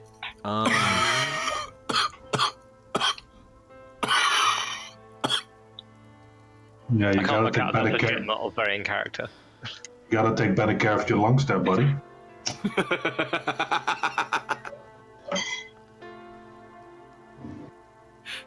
That would be awesome if it was Shae in character. Okay. Okay, the other funguses are gonna go. Alright. Shae and Bebo, you are each going to get attacked. Shae, you are getting attacked 5 times. Bebo, 2 times. Alright. That's a good amount of times for me. Bebo, what is your AC is 18? 18, yeah. Okay. You get hit by one of those. You take Did any of them come near me? Okay, cool. Did any of them come near me, by the way? It's a Right, reach thing, they're not moving. Okay, These that's are fine, like yeah, these that's cool. giant purple, like, That same thing diamond as... looking. They're violet fungus, they look like this. Cool, okay. Awesome. Pretty. And the shrieky ones look like this. Also pretty. Put them on a pizza. And then, well, couldn't hurt you any more than you're already hurt, so it's fine. Let's see here. I'm in. Versus YOLO. Shae. What is your AC? Your AC is 16. Oh, God. 2 of them miss, so 3 of them hit you. +1 for wishful thinking? Nope. Unless you're giving the one that missed you by 1 a +1, then. No. The buddy system is failing. You take 12 necrotic damage. As these, like, things start to, like, they, like, attach to you almost like octopus-like arms, and you just feel like them withering, like, rotting you. Ow. One is going to attack Gavin while he's down. With 3. Okay, this guy is going to attack Gavin with 3 of his tentacles, and he will have advantage because Gavin is still on the ground. Stay away Shae. from my buddy, you dick. Shae, you could have used the rest of your turn probably to stand up and dust yourself off. Otherwise, they would have had advantage on you. Okay. All 3 of them miss the first, and then rerolls 1 hits. Gavin takes an amount of necrotic damage. And he kind of yelps with the pain. Alright, and then we have versus Grim. Another of the things attacks you with 3 attacks. You have your shield out, I'm guessing? I do. Alright, so they all miss. 1 claims against your shield, but you're good. Alright, Ah! Shae, it is your turn. There's a fuckload of fungus around. 2 more gas spores. One which is within about 20-ish feet of you. And one is about 30 feet from you right now. There's a violet fungus basically on you. And then,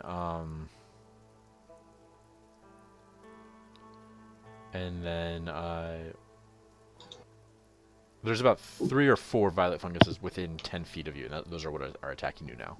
And then the shriekers just kind of dotted around the room. Have I missed a turn? Because Shae went first, and then the tentacles, and now we're back on Shae. Yes, sorry, it is your turn. That's okay. Right, is this like before where there are a bunch of pods on the walls, or is it more like there's just one big... No, they're just like dotted around this like foresty. It's like a forest of fungus. Okie dokie. There's no clear kind of like heart of it? No, there's clearly like a mushroom or a, so like these violet funguses are an entity, and then there's the gas pods, and those are a thing. Okay. Is the gas pod, is that what Grim attacked that exploded? Yeah. Okay. Are they near anyone else? There's one about 20 feet away from the group. Okay, I'm gonna charge that and smack it with my first one with my polearm, my first attack. Again, 20 feet away from the group, just to clarify. Yep, that's good, I think. I mean, I don't want to get any closer. Okay. Can I dive? Can I try and push it back a little bit and then attack it? Sure. As you dive at it and hit it, it just ruptures like a balloon around you. Okay, that's fine. Okay. You, Grim, Gavin. Damn it. Need to make saves. Shae is you're immune, so Grim and Gavin need to. Con save? I was hoping to get it away from the group. Sorry, 18. No, I rolled better that time. 19.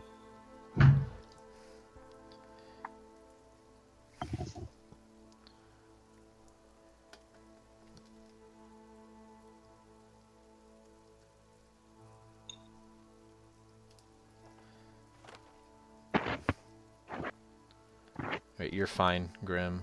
But you hear Gavin start to cough and like wheeze and seem to be having some trouble with it. Let's see.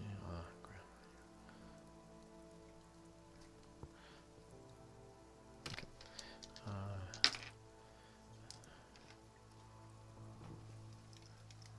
Luckily, a better roll for the damage. But yeah, he's coughing pretty mightily. Where's the second one? From you, it's on the other. You can no longer see it. It's on the other side of that stone cylinder. It was about 30 feet from the group. You can go around the cylinder to where you saw it before. So, given I kind of run and jump at it, is it feasible for me to be able to pull a crossbow and take a shot, or no?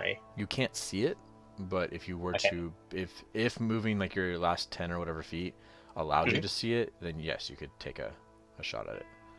Would my movement allow me to do that? You're gonna have to commit to it. Yeah. Oh yeah. Sorry. Yes. Okay, Yeah. yeah. Okay. So yep.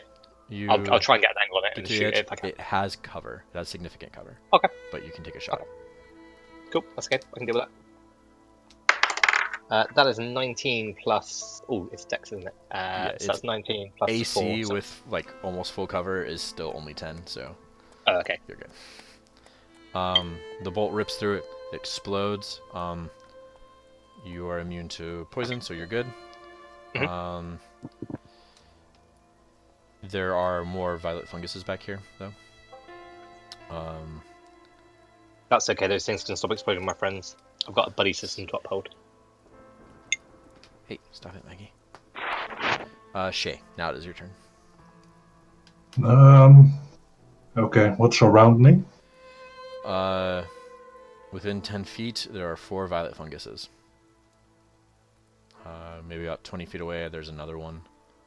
And you can see some at the corners. But And where's Gavin? How far away is he from me? he's at your feet. And Grim? Okay. I want to move away from Gavin so that he's outside of, like, be 6 feet away from him or so. Okay. I'm still surrounded by those things. Yeah, they're still. I mean, they're still kind of just there. You were within the 10 feet of their reach of their tentacles before, so if you're. But they're not next to me, so to speak. Not within 5 feet of me.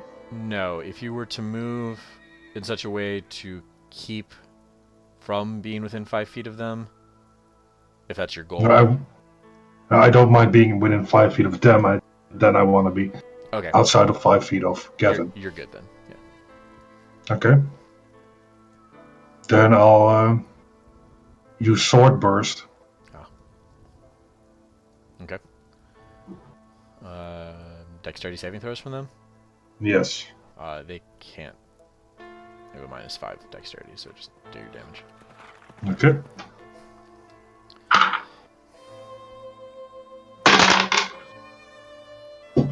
Five.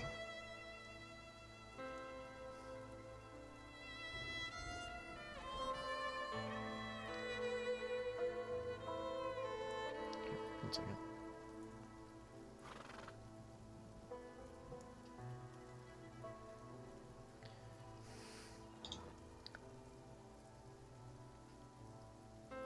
Alright, they all just kind of chop off bits of them. But they don't look all too damaged. No, and you don't really have a good idea of how much, like, you know that when you were doing like 10 to 15 before, that you were doing pretty well, but that they had more than that. But like 20 or more seemed to kill them on the second hit, so you're not really sure how durable they are. Then I want to fly up. Okay, and just get a little bit off the ground. If you move more than 10 feet away from them, they will attack you. No. Instantly. But they'll attack me anyway. Yeah, but as the reaction for opportunity attacks. Fair. Yeah, then never mind. So you can hover in front of them, but if you get too far away, then. Yeah, but that doesn't matter then. Okay. Grim. There is a violet fungus pretty close to you. I'll call down a sacred flame on it. Okay, do your damage. All the d8s. Not just one. All the d8s for 9. Okay. It looks pretty charred. Like half of it looks like it's like dead from that. Okay, as a bonus action, I want to cast Shield of Faith on Shae. Okay. For +2 AC. Sure. Okay, none of the funguses are going to go the fungi. Thank you. Shae. 6 attacks versus Shae versus Gavin. 6 attacks versus Gavin versus Grim. 1 attack versus Grim. We'll just go ahead and get that out of the way. That was bad. Bebo. You've got 2 within reach of you now. So you're going to take 7 attacks. And that is everyone that's within range. So let's start going through this. Okay.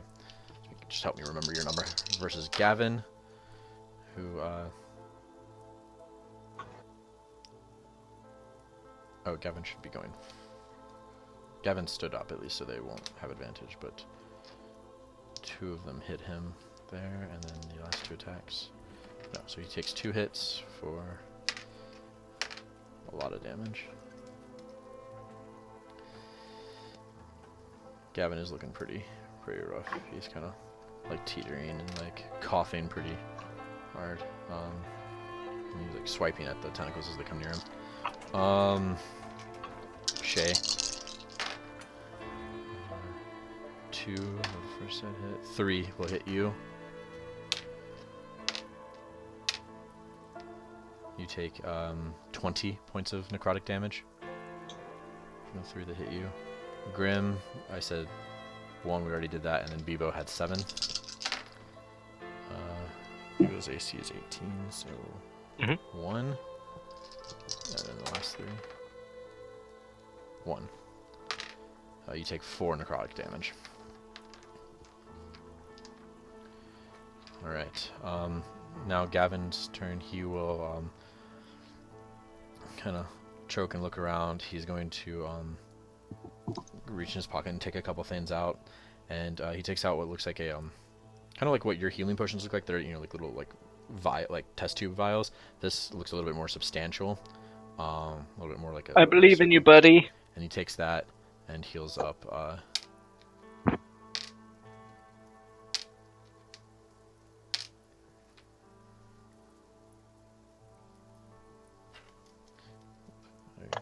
decent amount.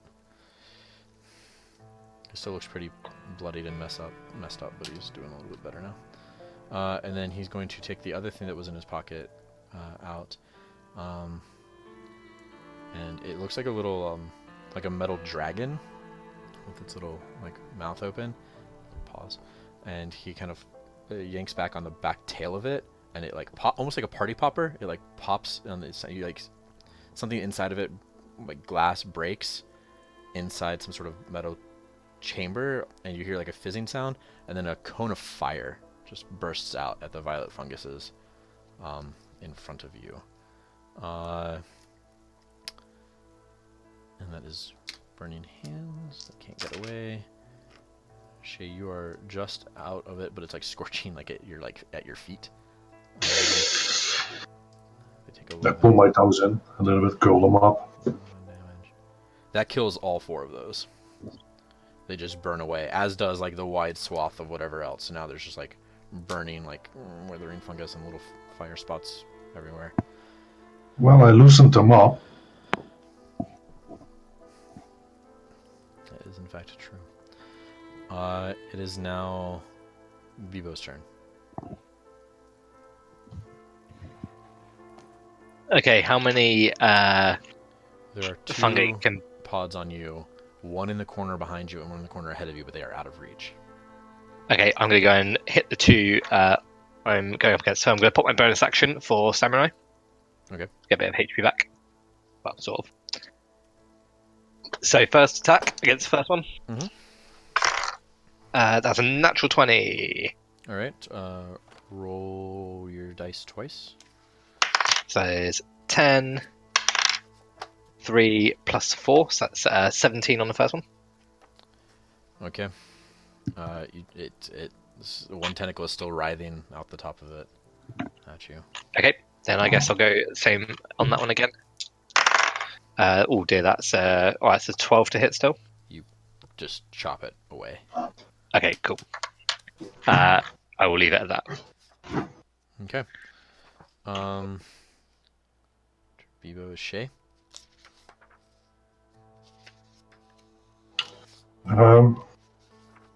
Am I now out of reach of the violet ones?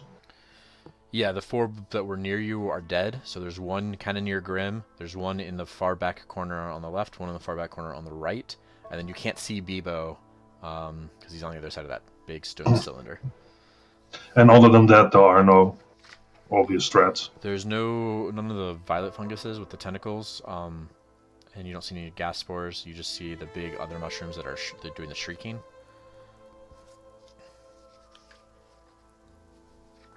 Okay. I'll target 2 of the violet ones. Which of them? Just the 2 closest ones. I'm casting Eldritch Blast.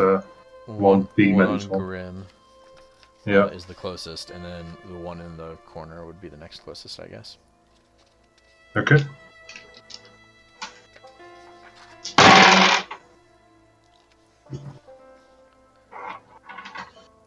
Uh, 15 and 17 to hit. And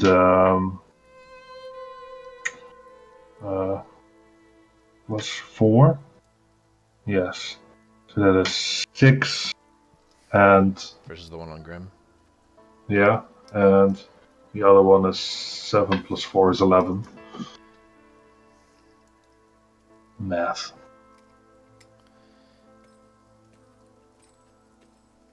Okay. Grim, the one on you looks pretty damaged. It is your turn. But it's still got tentacles. Sweet. I'm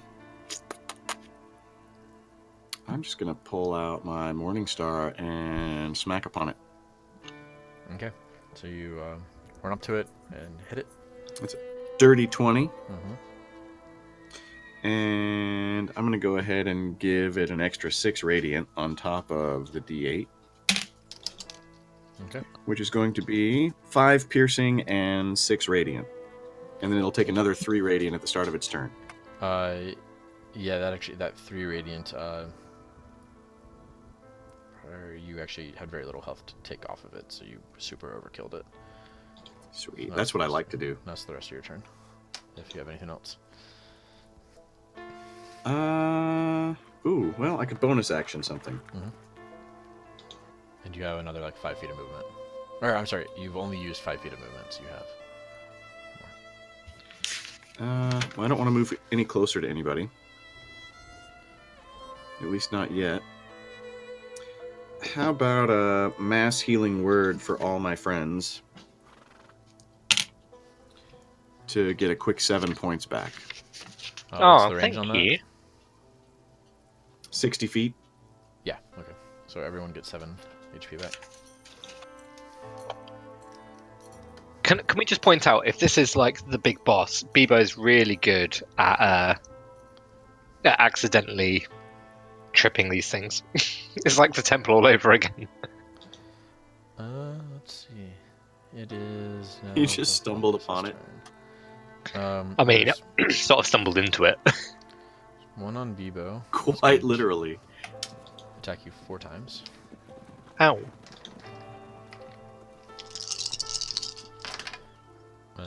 It hits you with 2 of them. You take 12 points of necrotic damage. Ow.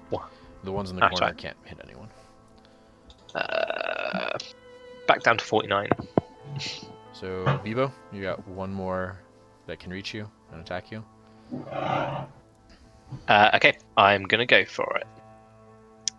I'm gonna Actually, I can only do that 3 times per rest. I'm going to save it.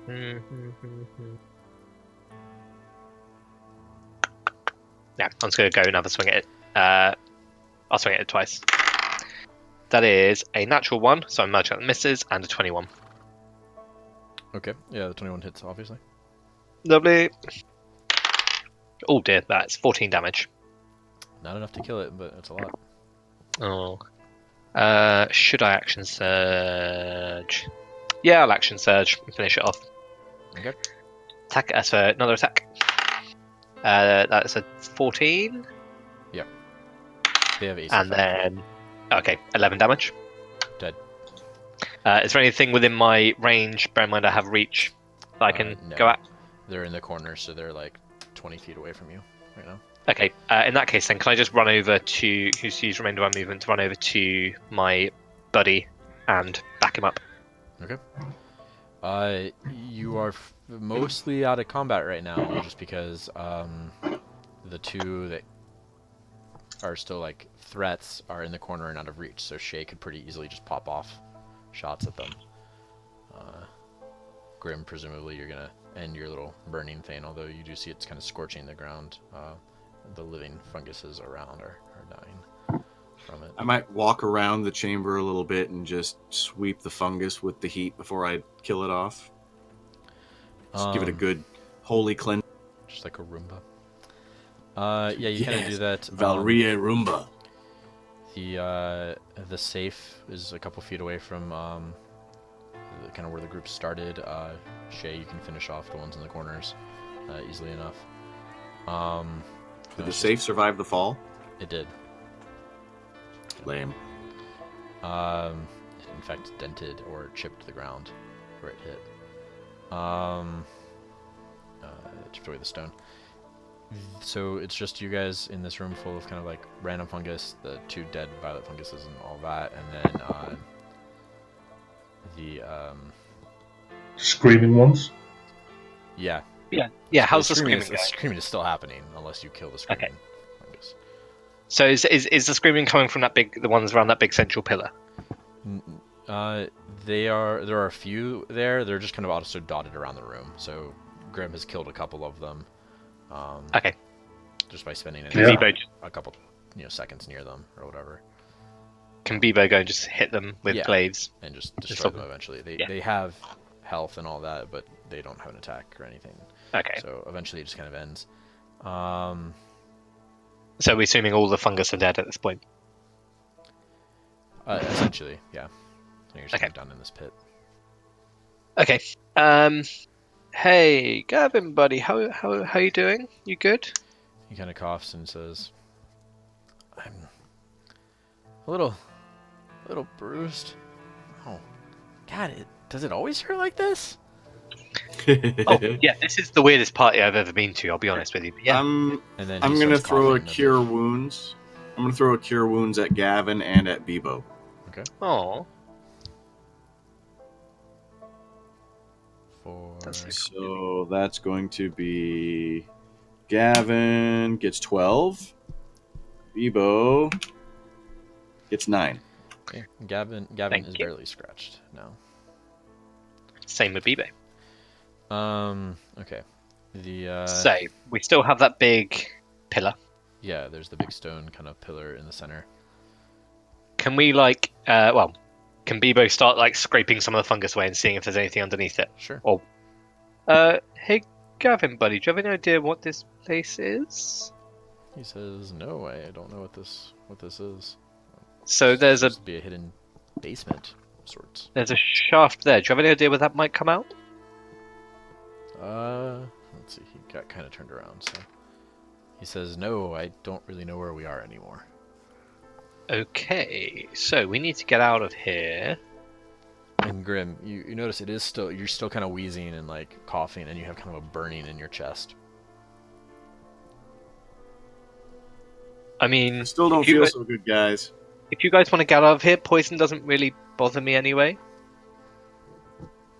Well, Shae could fly up with a rope and we could climb out if we have to. It might take some time, but we could do it. I can give you my movable rod to hold the rope in place if you like. You could That's- climb up that's with an good. immovable rod. No, I've only got one. I like your Salmon ladder. rope and I like your rope and rod idea. Okay, I'm going to give Shae the immovable rod. You want to get these people out and I'll have a nose around? You know, poison doesn't really bother me, really. Okay, Also, I kind of got us into this mess. that's true. Oh, thanks, Shae. Well, you admitted it yourself, I mean, and I just float up with can you carry Gavin with arms you? crossed and a bit crossed. No, I can't. So you set the immovable rod somewhere kind of over the hole in the stairs, Yeah, and then the one To that tie the you rope fell and- through, tie it off, and then go. All right. Kevin's having a little bit of trouble crawling the rope, but he's just going slow, and he's making it. Hey, I'll help him. I'll help everyone who goes up by floating next to them, and I'm like, Cheering them like on. cutting the rope. yeah. You're just yelling at him like a drill sergeant. Come on! Climb faster! Don't fall down! Eventually, everyone Hey. gets. Bebo's staying down. Yeah. Yep. Okay. Okay. Eventually, everyone gets up. So now you guys are kind of standing on the landing of the stairs, essentially, for the big main stair. Do you guys want to go and find where the shaft comes out? Shae kind of looking, because you can pop up and kind of look back down. It should be like under the center of the main stair, like where the landing is, and then the. Sorry, I'm trying to get the angle. So if this is the stair down, right, and this is the landing, it should be like under the landing. Okay. I want to try and poke with the sword to see for the hollow sound. So that I can determine exactly where it is and then turn it into a glaive and start hacking in the floor. It does seem like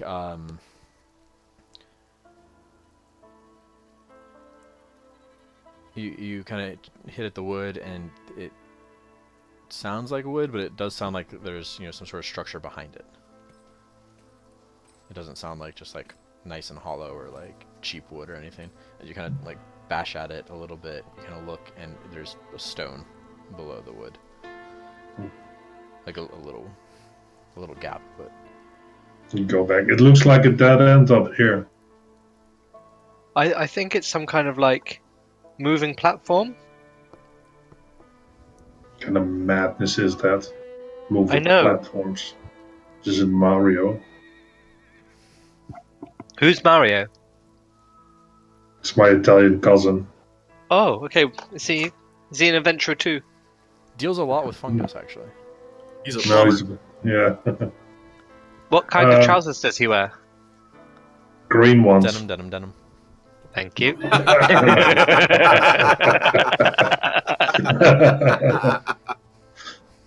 Trust the dad.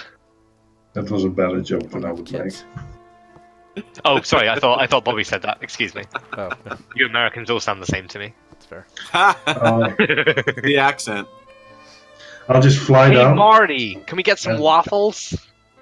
and then up the shaft. I'm sorry. Ooh, What are hello. you doing with the shaft? I'm Go going up up in and it. So you're down, and you just come to it's stone underneath. Is there anything here? Maybe a key? Not that you can see from the side now. Would this stone be like right under the floor then? So it looks like this is right under the stairs going down. So, question. Right. Mending will let me fix a 1-foot hole in something. Yes. If I were to, like, mend it wrong, could I create a 1-foot hole in something by using mending?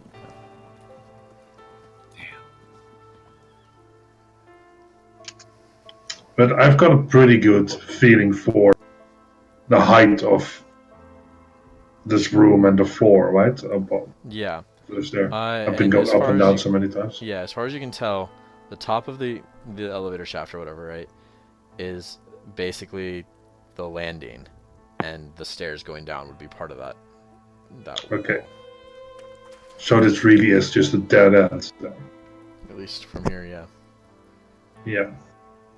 And Go back the there. pillar in the middle, Bibo, you've had some time to kind of clear it away. It does look like there's some sort of symbol on it. It looks like maybe some sort of crest, but Can I, like, using a bit of parchment, just like try and take some kind of like really vague rubbing of it? yeah. There should be some plant charcoal around. Yeah, just something. Yeah. Cool. I'm gonna do that then. Is there anything else to like? Does anything happen if I like press it or anything? No, it's solid stone. Yep. Just carved away. Okay. Okay. Anything else on there at all? Actually, give me Or an just... investigation check. Okie dokie. Ooh, 19 plus something. Plus 3, 22. It does look like there's a seam. You couldn't really tell in the stones, and now you can see the pattern of it. And where the crest is, there does look like there's a seam there. Oh, okay. I will bear that in mind. I'm going to presume that I can't do anything with it yet. Yeah, okay. Well, the safe is down here. Oh yeah, true. Yeah, we need to work out how to get that we need to work out how to get that platform working so we can get the safe back up there. No, I mean safe beats rock, so can't you just use the safe to open it? Open the seam? To literally beat the rock? No. I don't know that's how it works. I feel like if we show... It's a pretty tough safe so far. Yeah, I mean, maybe we should show the household staff this and see if they know anything about it, you know? Maybe let's Breaking that shaft might be detrimental to getting the platform to work, though. let's meet back in the parlor and discuss our findings. Ooh, a parlay in the parlor, as it were? J'accuse. Yeah. Okay. Can someone work out how to get that platform going? No. It's a Me? dead end anyway, so I've been over this multiple times. It's a no-go. You're gonna have to carry the safe up there. Up And the rope. her cousin is a plumber. Yeah. She knows her stuff. Okay. Yeah, okay. So... Okay, Bibo's going to try and climb the rope then. Bear in mind we're leaving the safe behind at this point, everyone, just so you know. Just have to remember where it is. If you're leaving the safe behind, you can easily enough climb the rope, get to your Okay. movable rod, and then go from there. Okay, let's go back to the parlor and see what we can work out. Okay, so Bibo, you just kind of trudge ahead and open the door. Yep. Well, I'm going to knock on the door because they said they would lock it. You knock on the door. Yep. And you hear click, and then poof, and part of the door explodes out. And the door kind of swings open, and you kind of like lean inside and look, and Delilah is on the other side of the table with a musket, smoking at the door. I want one of those. She says, Oh, crossbow. sorry. That's Thought that's you were the okay. monster. No, the monster's like a mushroom. Oh, Yeah, Monsters also don't knock. some of them do. it did seem weird. No, better safe than that. Right. So Gerald just kinda Okay. takes the musket from her. Does anyone recognize this crest? I'm going to flatten the crest out on the table, if there's a table. Gavin will immediately Hey. say that's the Trayborne crest, No. the family crest. Okay. Do you have any, like, I don't know, magic ring or something that can be used to open it? Like, there's a big I have my cylinder signet down there. ring, and he shows up, but he's like, he doesn't have any magic in it though. Although I don't know why I haven't put anything in it yet. I should have that enchanted the next time I'm in town. That's a great idea. So down there's a big old cylinder, and it looks like it opens, and there's something cool in there maybe, and there's also a safe in there, and we can't get in either of them. But that symbol was on the cylinder that opens, and also don't know anything about there's a big shaft down there that apparently goes nowhere according to Shae. He says, Uncle Seamus made a lot of changes to the house, but I don't know any of that. Okay. So All I know is that if we stay here for 3 nights, and we don't die or run away, then we are rewarded with the mansion, the keys to the mansion, and that is what my uncle in his will referred to as the heart of the Trayborne. So, here's what I'm thinking. Maybe the heart of the Trayborne is like a big stone column with a signet on it, with the Trayborne signet on it. And that's an idea I had recently when I found a big stone column in the heart of the house with the signet on it. But why would Uncle Seamus have a stone pillar? Maybe he kept something in there. Maybe he's in there. No, he's in the graveyard. Oh, okay. Maybe something cool's in there. Also, something in that safe, and I don't know what, but we need a key to get into that. No one got a key for a safe? No. Okay. That's not a great start. Okay, have we explored everywhere here? Actually, that's the point. Right. Okay. So hold on. Let me think. Where did we hit? Gavin will say, did we find anything in Seamus's study in the tower? There was the lamp. There was the safe. There was the alchemy tower. The alchemy thing. Well, I think that's where he did most of his magic, and if he had anything, I mean, the place was pretty well cleaned up, but there were no keys. Just the front key to get in the door. But we tried that, and that didn't work on the safe. Yeah. Or we looked, and it wasn't the same key. Sorry, he says. And Gerald will produce that key and show it to you, and it doesn't look anything like the lock for the... Hey, Grim, Shae, got any ideas? We could try the ring on the safe, but I don't know that that will work. We could try the ring on the pillar, but I don't know that that would work. And it's a lot of rope climbing to try. So, this is my other thing. We heard shrieking in like 2 different places, yeah? So, one we were in the wine cellar, 2 when we were in that big old pit, which is where the stairs used to be. Like... So you want to go back to the cellar? I don't know, maybe? Just go and see if it's still shouting and screaming and screeching and stuff? Sounds good to me. How late in the day are we? It's like, you arrived, like in the evening, and it's been maybe 3 hours since you arrived, so it's maybe like 10 o'clock. So not long. Okay. The other thing is maybe there's something we missed in the tower? Like something to do with the lantern or something? Like maybe, what if the lantern opens something with its magic light? Ooh, possible. I'm all for heading toward the basement again. The cellar obviously has something going on, and we left in a hurry. Let's go and have a run. Let's go have a look. Okay. When you go down to the cellar, there is no sound, no yelling. As you look, you see kind of like the dead ends of some tentacles right at the edge. It looks like maybe when the light was cast across them, that's what caused the shrieking. Like you see some of the fungus leaking in from that other room, perhaps through some of the cracks in the door. It looks like the fungus has spread out and broken some of the wall here. But other than that, it's not even enough room for like one of you to climb through. It's just... So if the fungus doesn't like light, maybe we should get that lantern, because maybe that's what's keeping shit at bay. Should we go grab that lantern? Okay, that's not a bad idea. I mean, it seemed magic. You head back upstairs. With care, you can reasonably easily get over the holes in the thing, although it takes some effort. But you get up to the tower, and you're wanting to like... So the lantern is just on a chain down to kind of this octagonal lantern, with a little bit of fiddly bits on it. You just wanted to do what with it? Can we like try and take it off the chain? When you kind of pull at it, it actually has some give to it. Oh, okay. Like perhaps how it would be lowered to refill it with oil or whatever. And you pull it down, and you can kind of 6 or 7. You pull it, and then it kind of frees up, like you're pulling a chain through something.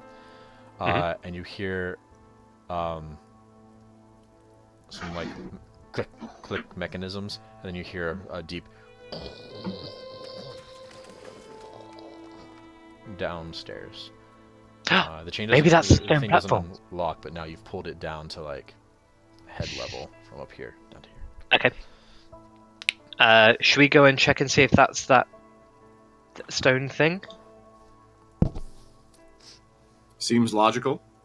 Although Shae did say that it definitely didn't work, so maybe it's not that. Yeah, Let's you're go right. see what else it is. Okay. When you get to down the stairs and you get to the main landing, the main landing has been lifted up on like 4 stone columns, and there's a little a platform, and so this is like a 15 or whatever foot tall, like nice canopied elevator car, and you do see a lever on one of the columns. I pull the lever, whether everyone's in the car or not. It starts to descend. So everyone else. You guys coming? Jumping on. Gavin kind of like gets in. As you ride down and as everything kind of comes into view, you know, you see that the stone pillar at the end is going, and there's like spores and dust and awfulness. Like It's like, the heart like of the string Trayborne. cheese coming across, and that opens and then goes. And standing in the center of it is a massive stone and metal statue looking thing. Oh. Bebo's gonna walk right up to it and Steamus look at it. Trayborne, I presume. It doesn't Steamus. move or anything. Bebo's gonna go and inspect it very closely. It looks like Closely in a kind of like, if it was a movie, you'd be like, "What are you doing, you stupid cretin?" It is not a statue in the sense of like having been carved from the ground, or from the place and stood there. Or it looks like it is. It looks more like a golem than a statue. Oh. Hey, On its chest, it has the same symbol, and in the center of the symbol is a green emerald inset. Hey, nicely carved and inset. see if you can control that thing, Gavin. Give it like a command or something. Like use your pointy gem or ring or something, and see if you can tell it to do something. He goes, punch Bebo, and nothing happens. Oh, Okay. I Thanks for that, buddy. panicked. Walk forward. Nothing happens. Okay. Can I inspect it, see if there's anything about it other than the gem? Like, I'm just gonna poke the gem, tap it. No, just. I mean, the gem is significantly up off the ground, like it's in its chest. Okay. It's a big guy.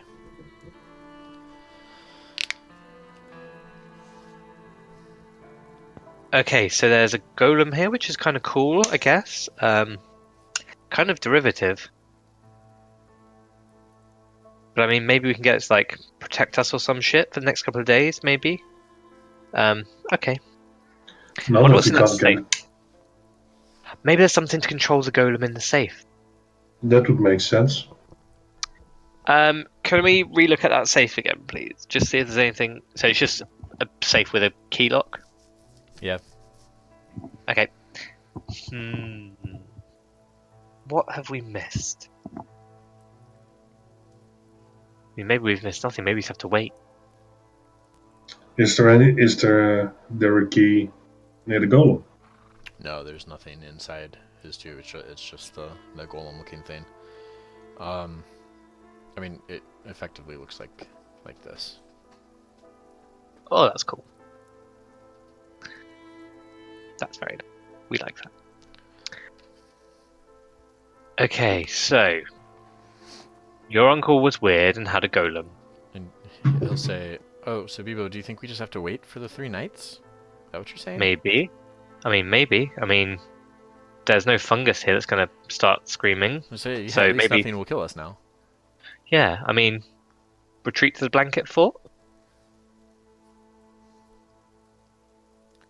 Says, what do the rest of you think? It's not a bad idea. We have to At least spend get 3 nights. Yeah, at least get some rest. I could use a long one. Rest, that is. Okay. He says, "All right, let's go," and then he starts like coughing and hacking as you guys can start to walk. And he says, "Oh, that fight really took it out of me." Whew. Do you need healing? Like, He has been yes, healed. I'm not really injured. I mean, he's got a little bit of a Yeah, scratch but- here. do you need curing? Like, Grim, can you poison cure him? Absolutely. And Grim, you also don't feel good. Can you I'll figure poison it cure yourself? I can, but only one of us until I sleep. Okay, I mean, Oh, wait. No, I could try it on both of us for that matter. That's a level 2. okay. Can we try that? Yeah, I'll try it on him. I'll cast Lesser Restoration and see if I can cure a poisoned condition. On him first, or you first? On him first. You cast on him, and he kind of immediately, like, clears. No, what? Yes, but I feel fine now. Huh. A little tired. As soon as it works, I'll immediately cast it on myself. Yeah. You immediately feel like that burning itch and kind of like scratchiness in your just like kind of cool and go away as the disease is removed from your chest. It's a good one. You had less than 24 hours to live, so there you go. Good job. Good. Oh, cool. So, should we go and Sometimes shit works out. should we just go and like wait it out in the blanket fort? Yeah, Tell because ghost now I stories and really stuff? need a rest. Okay. Okay, You I'll guys take gonna I'll the take elevator first back? watch. We're gonna take what's back, sorry. The elevator back? Yeah, but can we take the safe with us? Yes. Cool. So you take the safe, and you get in the elevator, and as the elevator's going up, you hear more clicking and and as you get to the top, the main stair, rather than you getting to the landing, the main stair actually has opened up. Oh, cool. And so now you can walk straight out, and possibly more importantly, the construct can walk straight out. So you head to Do we want to close that maybe just in case it's evil? How? Hit the lever and jump. Yeah. Actually, do you know what? Okay, let's do that. Let's close the lever. Like, can we press the lever and get the thing to shut? Like, if we could climb out that top rope leave, bit. actually outside the thing, and there's nothing left. A few seconds later, it goes and closes back, Okay. and then the stairs are back to normal. Cool. Okay. I'm going to take the immovable rod and set that on the floor of like the lip of it. Yeah. And then activate it. The idea being that Gavin's like, I'm "Why are you hoping- leaving your thing there?" And he goes and he tries to talk. He's, what? He kind of kicks at it a Yeah. little bit. Stomach yeah, don't so- okay. Don't press the button. So hopefully that should stop that thing from opening. Or break your stairs, Mars. whichever's Love it. stronger.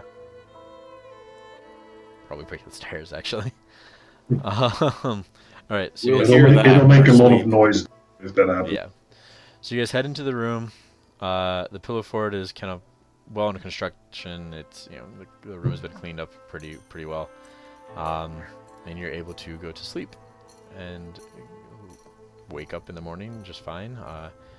Delilah and Gerald have various foods. Like some of the trunks are filled with like ice and foods in them. They're like coolers essentially, and so like they start prepping food and whatnot. They were ready for like lamb camping.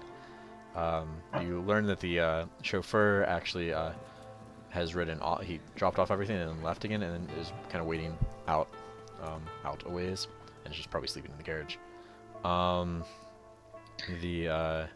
Sorry, what? No, okay. The rest of the day kind of passes without incident. It doesn't seem like the fungus is, if you check back in on it through the hole in the stairs, it doesn't seem like anything like dangerous is regrowing fast, but the fungus is still down there. And then night comes, and same kind of deal. You all pack up. The pillow fort's getting even better and better. The room is getting cleaner. They're just cleaning this one room. Basically, We have Yeah. that cool thing where we have 2 tin cans connected on a string between 2 rooms, and we can talk between them. Should we, like, I'm just thinking, while we've got some time, should we grab some torches and go and try and burn some of that fungus up? Like, I don't mind going and do that for a day, just going burning some fungus out. Like, sports can't hurt me. During the day, Grim could have just walked down there and lit up you like could clear Human out Torch. a lot of the. Yeah, because it's not fire; it's radiant, but it'll kill the living portion of the fungus. So you can go and walk through, kill the mold and all that. Maybe the occasional fire spell, whatever you happen to be doing. The dancing. I'm dancing in the fire. The third night comes, and Gavin seems a little too excited. He's having trouble sleeping, and eventually he has his little nightcap on and his little cocoa, and eventually kind of curls up, goes to sleep on the couch. Bebo's going to keep watch. And if anyone looks at him and is like, Bebo, do you want to have a rest? He's just going to be like, buddy system. Yeah. with the And a piece of rope from you to Gavin. It would have had to have been The mechanical big spoon. Grim comes and sits on the backwards chair like Captain America. So you let your escort person die. He got close at one point. He had like 8 health left.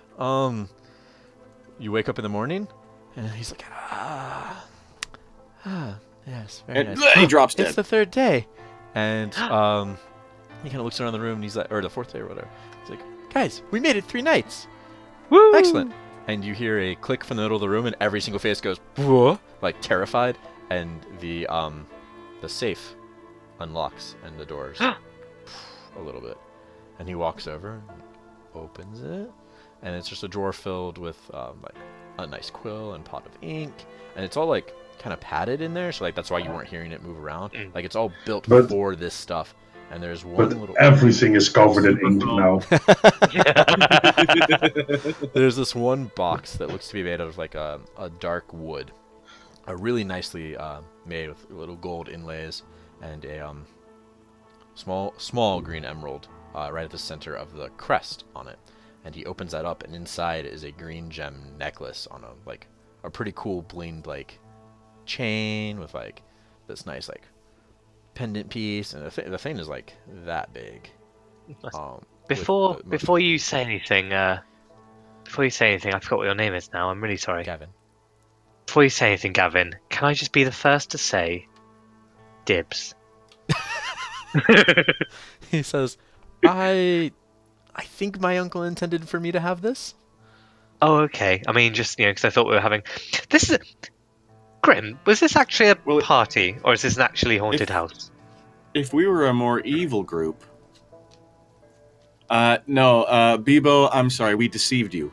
This was meant to be a surprise haunted house for you, and I hope it worked out that way.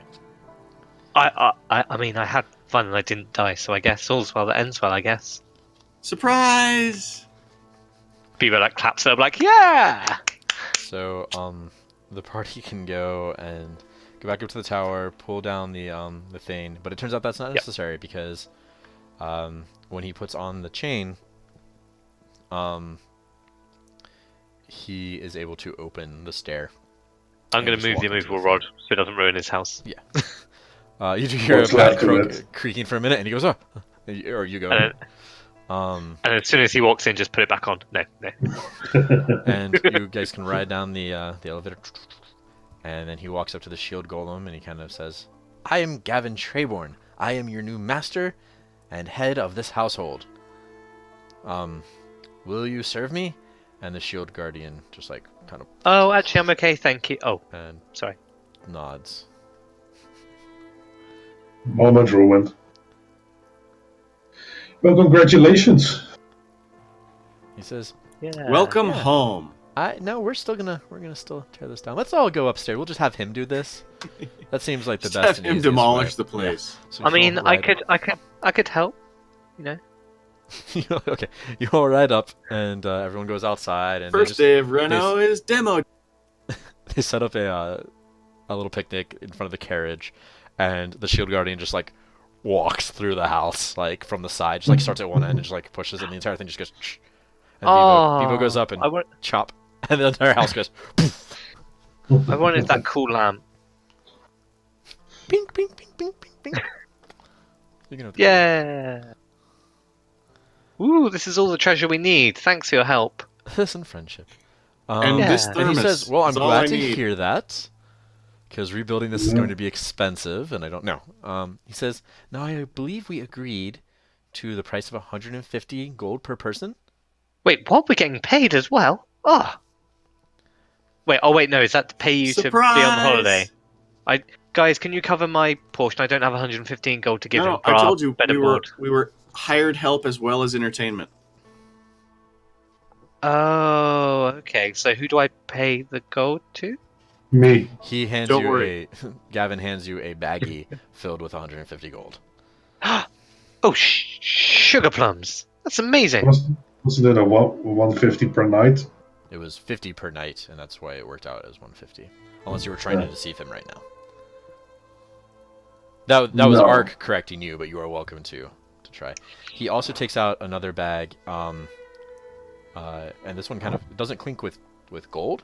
It kind of has a weirder, glassier sound, and it's smaller. And he says, and there was mention of a tip, but I wanted you all to know how much I appreciated your help. And he hands that to Shae.